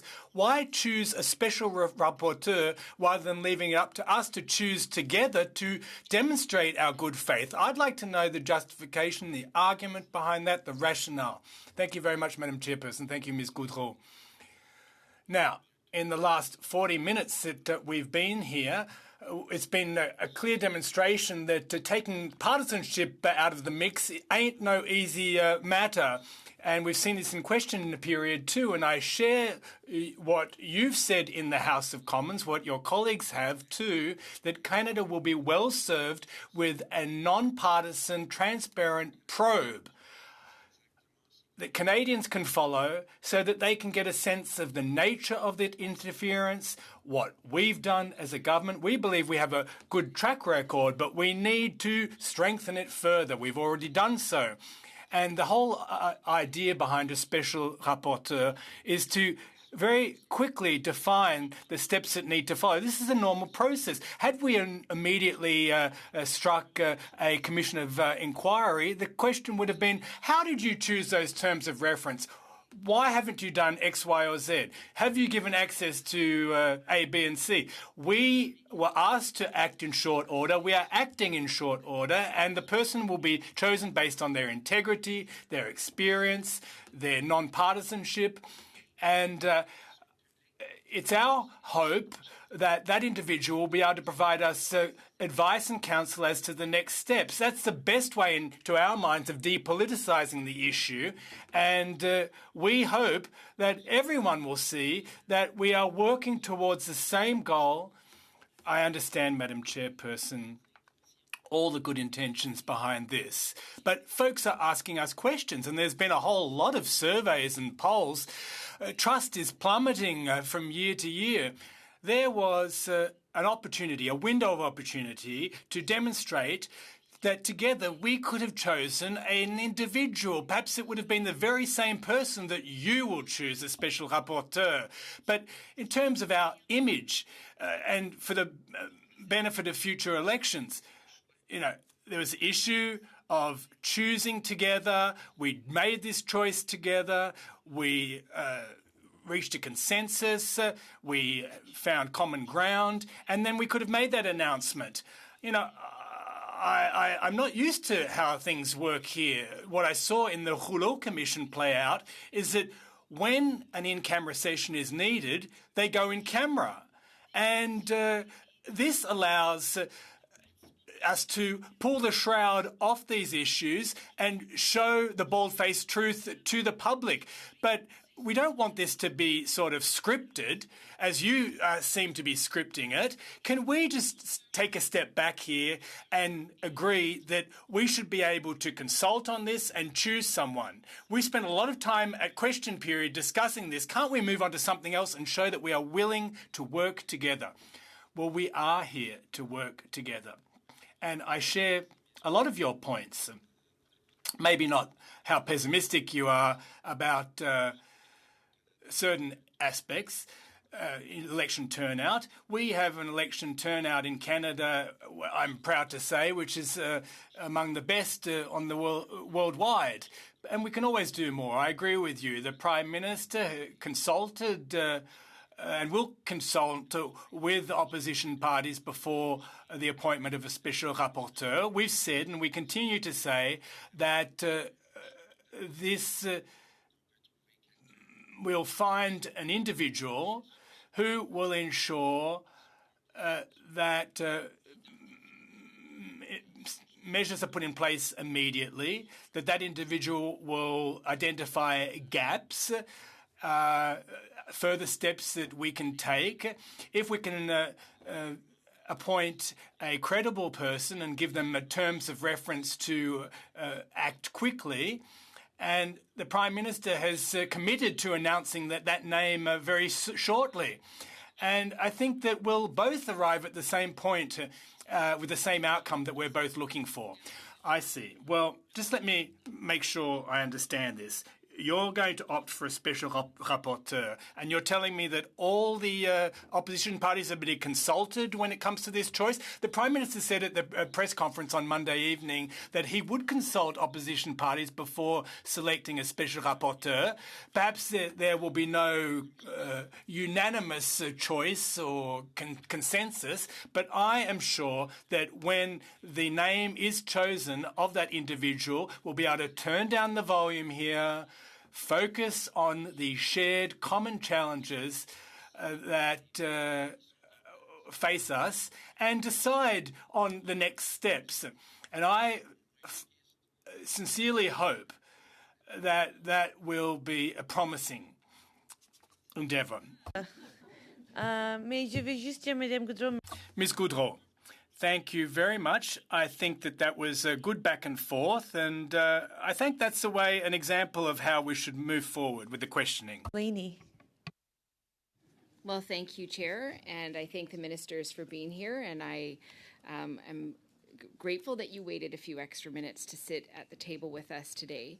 I just also want to put on the record that when we have that kind of intense back and forth, it's also very hard for interpreters. They do hard work for us, and I hope all of us respect the work of those folks when they're having conversations. My questions are going to be through the chair to Minister Jolie. This is a really serious issue. I am very, very concerned, and I take this very seriously.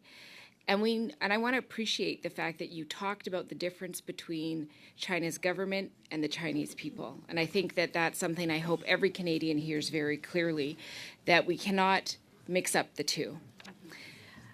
But I'm also very curious about the fact that I read a Globe and Mail, and they cited that a CSIS report from December 2021, where a Chinese diplomat, Tong Xiaoling, boasted about interfering with the elections.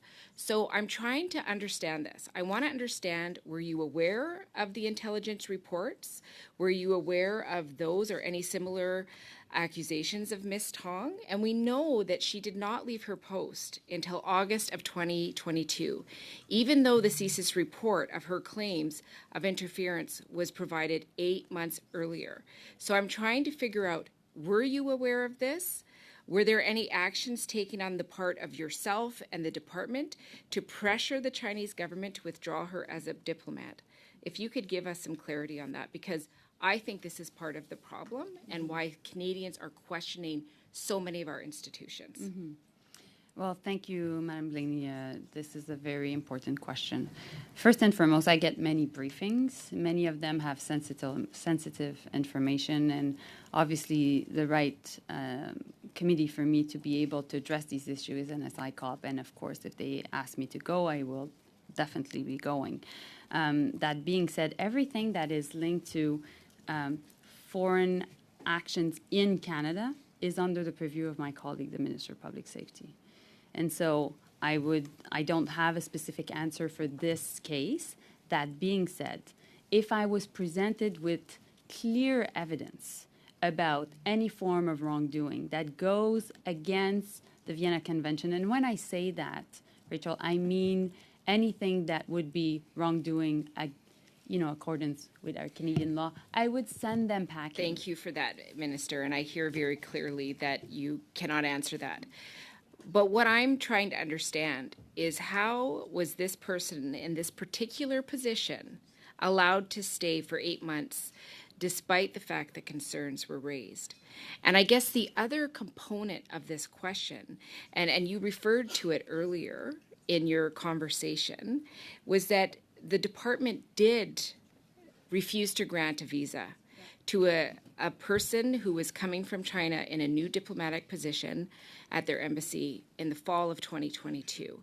So I know you can't go into nuances, but could you at least provide the public with some sort of understanding of how it is that one individual was allowed to stay in this country for 8 years after explicitly boasting about interfering in our election process, and then later on you were able to refuse a visa? Like, I'm trying to get some clarity. Was there a specific change within the process? And I want to correct myself. I think I said years. It's months, 8 months. But I want to understand the process so that Canadians have some sort of transparency. So if you can't speak to this in specifics, has something changed? Is there a new rule that you're implementing that is preventing this? Is it because they were already in the country? Do we have weaknesses in allowing or removing people who should be removed from our country? Is it easier when they come in the door to prevent that from happening? So if you could provide some sort of process answers, I think that would help clarify to Canadians their serious and important concerns. Mm-hmm. And I agree, they are serious concerns. A couple of things on that. First and foremost, as I said, I can't go into the specific issue, but what I can tell you, though, is when it comes to our own accreditation process for granting visas to diplomats, I think that there's a higher level of awareness in the last months. And I think also that we've been following and making sure that the norms are in place. And I've instructed my department to never shy away from denying a visa if it's for a political operative and therefore linked to the Communist Party of China. So that's my first point. My second point, when it comes to Chinese diplomats in general, we've summoned the Chinese ambassadors many times. I've instructed my department to do so. I think that it is important for us to be able to send strong messages and to make sure that any form of action stop through this engagement. Now, should that not be the case, afterwards, like I said, we would never hesitate from expulsing. And I these apologize, I have 10 seconds left. No, so go ahead, sorry. It's clear to me, and what I understand you to say is it's easier to prevent people from coming into the country than it is to get them out of the country when they're here. If I can just end that, I think that I believe it's easier to prevent. I think that the question afterwards when it comes to diplomats in our country is how do you make sure that you have the evidence to deal with an expulsion? Thank you. And what are the impacts of an expulsion also? Thank you. I appreciated that, Mrs. Blaney. There's just a little bit of a nuance going on with our timer and my timer, so we do both make sure everyone knows I time it all. We are going to just get to have one round, so one more Conservative, Liberal, and then the 2.5, and then we will have ministers go on their way. Mr. Cooper, up to 5 minutes. Thank you very much, Madam Chair. Thank you, ministers, for being here. Through you, Madam Chair, to Minister Joly, you've talked tough. You've talked tough with your Beijing counterpart, so you say. You even stared into his eyes. I'm sure he was very intimidated. And now we learned today, or yesterday in the Globe and Mail very conveniently, that a visa was denied of a diplomat who wanted to work at the Canadian Beijing embassy. One visa? Is that it? One visa? How many visas have been denied? Just one?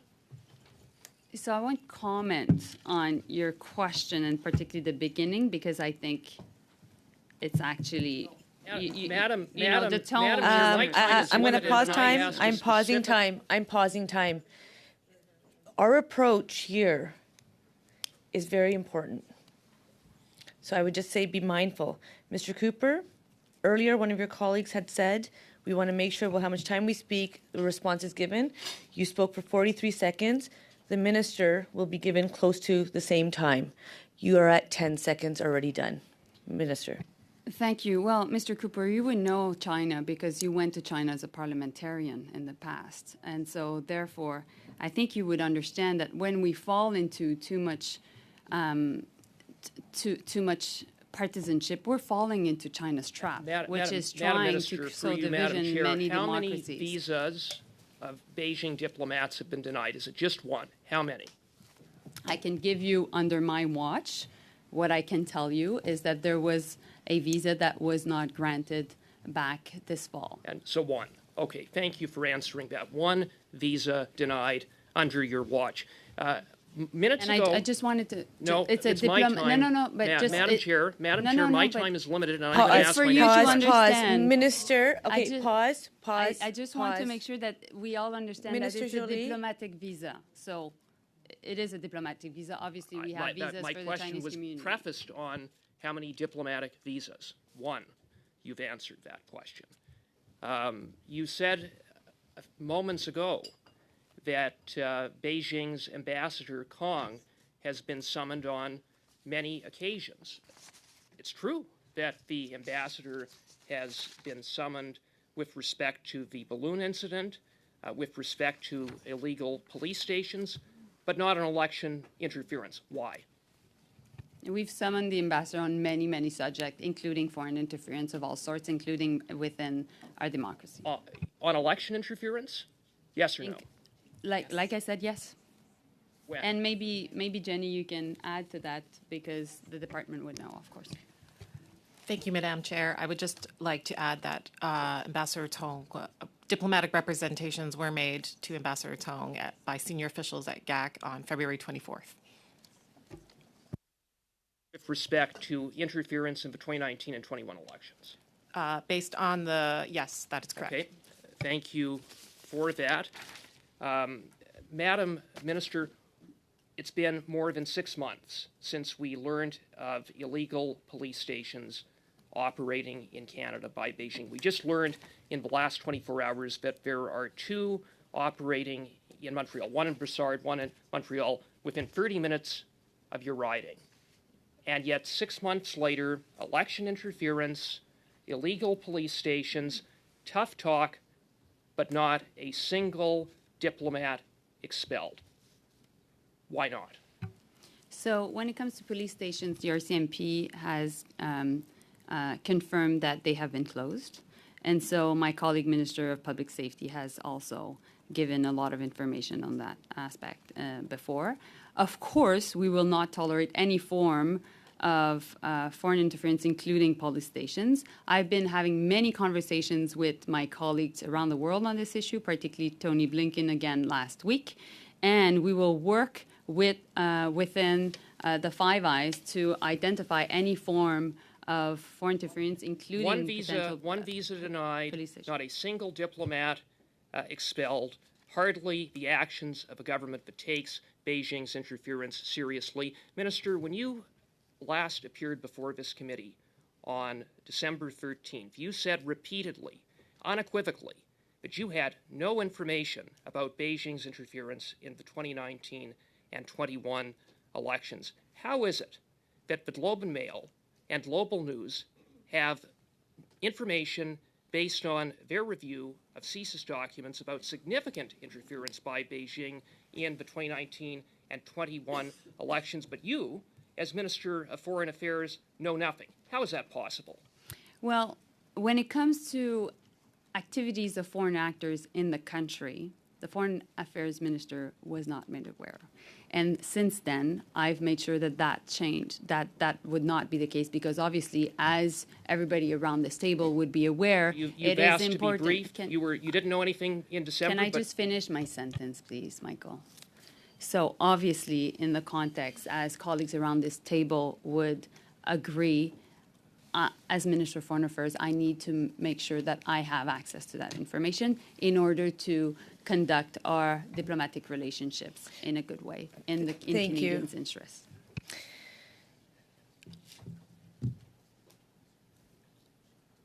Mr. Turnbull. Thanks, Madam Chair. And let me just say to the ministers my apologies for what you've had to witness today in this committee in terms of the condescending tone. And I apologize on behalf of my colleagues because I don't think they will.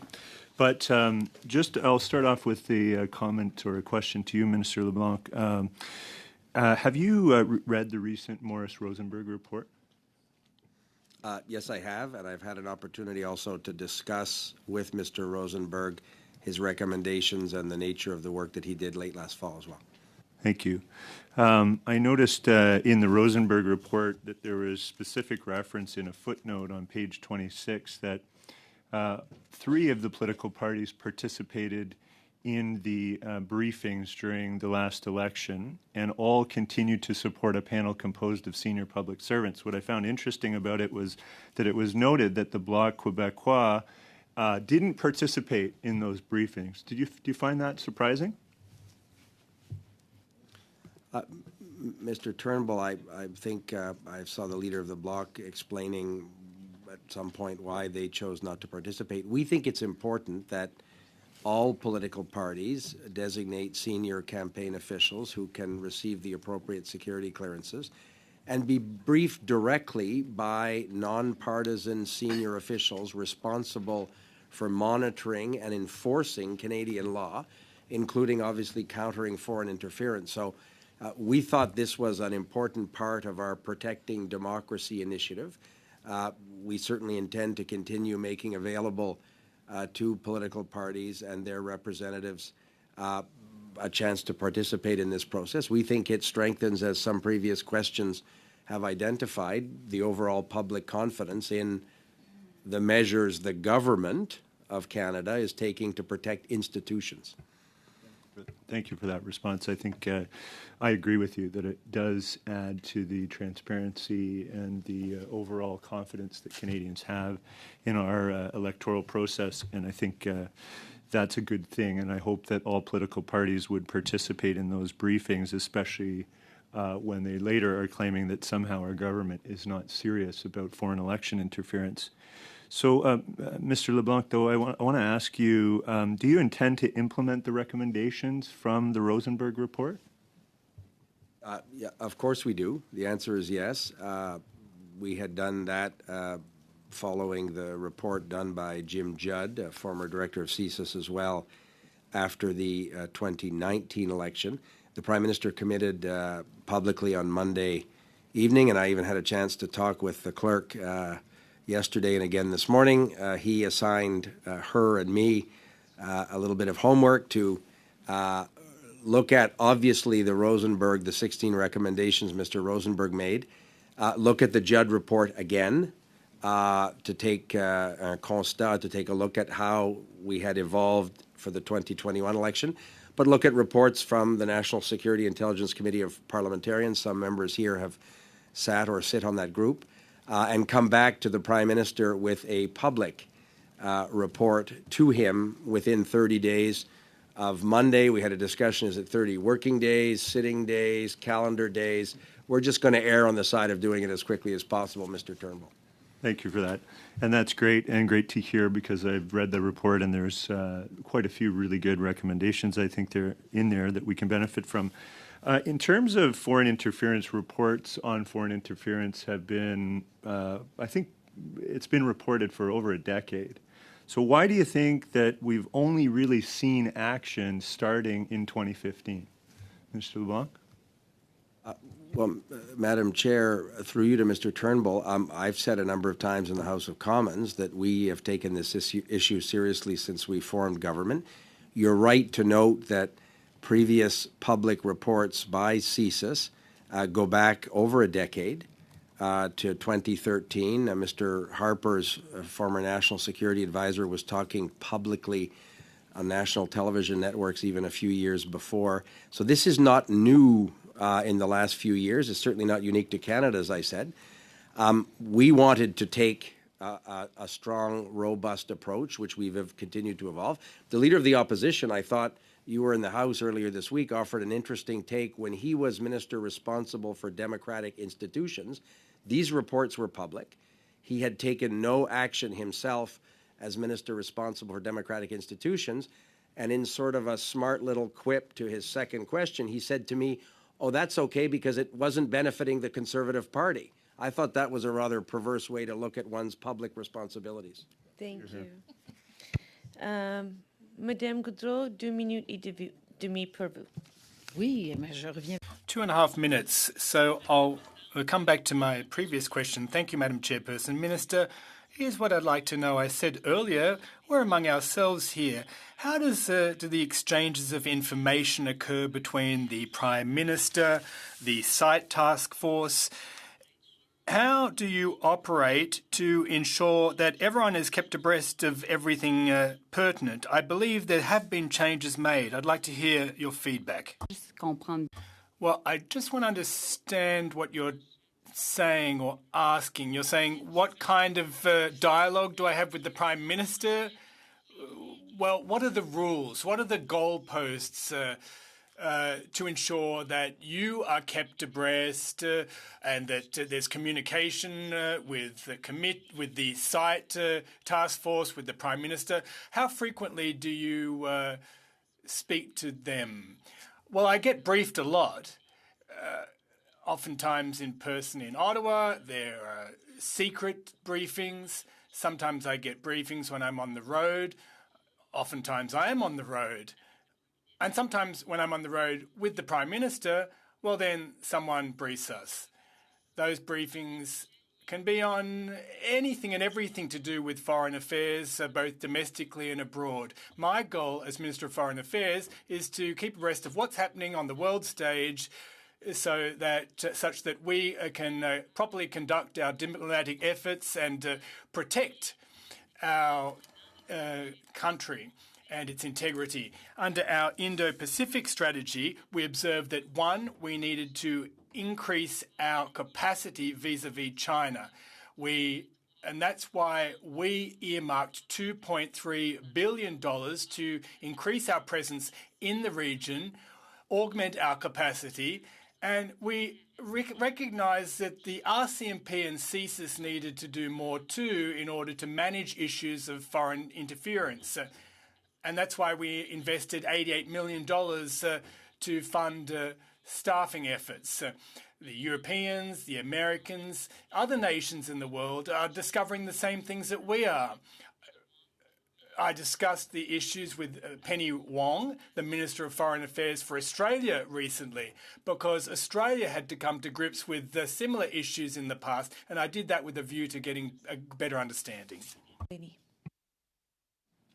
Well, thank you so much, Chair. And my question is going to be to Minister LeBlanc. But before I ask that question, I just want to say, as a woman politician, I remember at the very beginning of my career being asked if I was tough enough to do the job. And I think it's absolutely devastating that that sort of frame of reference would be used in this way. I believe a minister has a position of power, regardless of gender or identity, and that should be respected, and I'm sure that internationally it is. And I think it's shameful that that was even said in this place. So I just wanted to put that on the record. So Thank you, Rachel, for this. Through you, Chair, to Minister LeBlanc, you know, when I look at where we're at right now, we know that Canadians are rightly concerned, and that our political system, our electoral system, is being discussed around kitchen tables because people are not sure if they can trust our institutions anymore. We know that many people with a lot of experience, Richard Fadden, Jean-Pierre Kingsley, Gerald Butts, Arthur Wilczynski, even my leader, Jagmeet Singh, have all asked for a public inquiry. Because I fundamentally believe that it needs to be transparent, public, and independent. Right now, what is happening is we're seeing all of this debated and fought out in a very public, political realm. And it's extremely partisan. And that does concern me. Because if we're going to have Canadians trust our systems, we need to have processes that engender faith and belief. And right now, we have a feeling that the government is hiding something. We have the Conservative Party creating a lot of fear that is telling people you just have to stop trusting, what we should all trust. And we're not focusing on how do we strengthen our systems in an ever-changing reality of foreign interference from many, many countries. So I'm just wondering if you can explain to me why the Prime Minister says that if the Special Rapporteur says we need a public inquiry, we're going to do that. Why are we waiting? Why are the systems and everything that is being proposed by your government not allowing for that transparency, public, and independent frame? Well, Madam Chair, through you, Ms. Blaney, thank you for the question, but also thank you for your comments about the inappropriate comments that Mr. Cooper made earlier. I would agree with you that Canadians need to have a robust and pervasive trust in their democratic institutions. That's precisely why we have taken a series of incremental measures every election, including the nonpartisan professional public service. Nobody around this table would imagine that the clerk of the Privy Council, the head of Canada's public service, is a partisan figure. And when he or she, for example, chaired the protocol or testified before this committee or made public comments along with other senior officials, it's precisely designed to restore that confidence. But we believe, and I know, Madam Chair, we're out of time, we believe, Ms. Blaney, that the Special Rapporteur is again another step in depoliticizing this conversation and pointing a path forward that hopefully takes us to the place that I think you and I want to get to, and that other colleagues have referred to, where we can have a thoughtful conversation around strengthening davantage our institutions. Thank you so much for that. With that, I would like to thank all of you for coming. Sometimes we don't always have enough time to answer the questions because we run out of time so quickly. We welcome you to send us any answers or extensions of answers in writing to the clerk, and we'll share those around. With that, we don't have a lot of time left here, so we're continuing our meeting quickly, and we thank you for making time to come, and we'll see you soon. Have a great day. Appreciate it to you and your teams. Just because we have limited times, and I know interpreters, I'm already pushing it, so I apologize. We have resources confirmed from 4:30 to 6:30 p.m. We will be returning to this room, O25B. I will be here shortly before 4:30, and we will be here 4:30 to 6:30 unless we can get out faster, but those resources have been confirmed. So just a reminder to all members that we're coming back for that. Ms. O'Connell? Point of order, Madam Chair. Thank you, Madam Chair. I appreciate Ms. Blaney for pointing it out, but I have a point of order in regards to the conduct of Mr. Cooper and his comments. I think any woman sitting around this room, I'm sure men can appreciate it and understand it too. The constant demeaning nature that only occurs to our female minister that appeared today. Yesterday, it was another member of our team asking a question in QP, and a Conservative member said she deserved a participation medal. Today, it was a question of whether this minister is tough enough. Every single day, we sit in this House as women, and we hear these, they're called microaggressions, but they don't feel very micro, to continuously be undermined. And I think he owes this committee and the minister in particular an apology. And I am really sick and tired of sitting in here having to listen to it. I am sick and tired of Canadians having to see it. And I'm really sick and tired of the Conservatives just not getting it.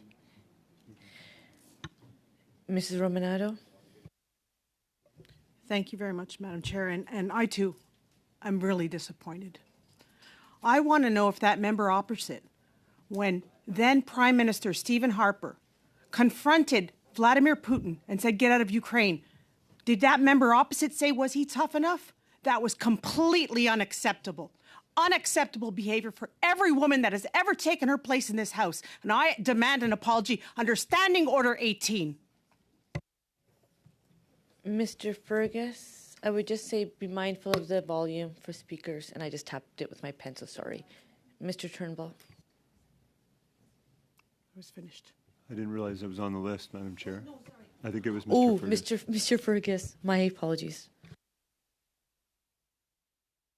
Effectivement, moi aussi. Indeed. Me too. I demand an apology from the member in question. That's about it. As a man who's very sensitive to these issues, such as discrimination,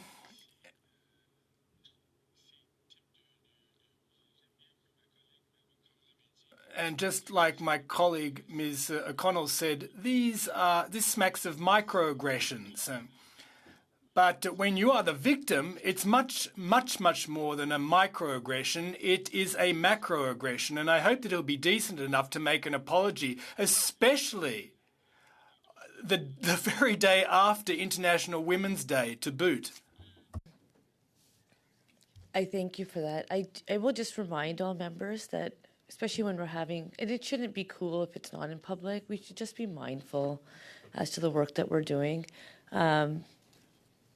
Yeah, there's a lot of things around this place that make me puke in my mouth often, so it's really unfortunate. We can be better than this, so I'll leave it at that. And if anybody wants to act on the comments, we can figure that out later. Just in a quick second, since we are coming back at 4:30, this committee is also tasked with redistribution. So amongst our ways of finding a way forward, I did try to have 1 day for redistribution, 1 day for this study. Obviously, that's not the approach the committee wants to take. And I know there's questions being asked by our colleagues, when do we get to come? I don't have answers for them because I would like us all to find a way forward. The reports that are ready for me to present, when we return to the House after constituency week, I will present them in the House. And as I've been asked, and I usually do, I'll give the vice chairs a heads up that I am presenting them.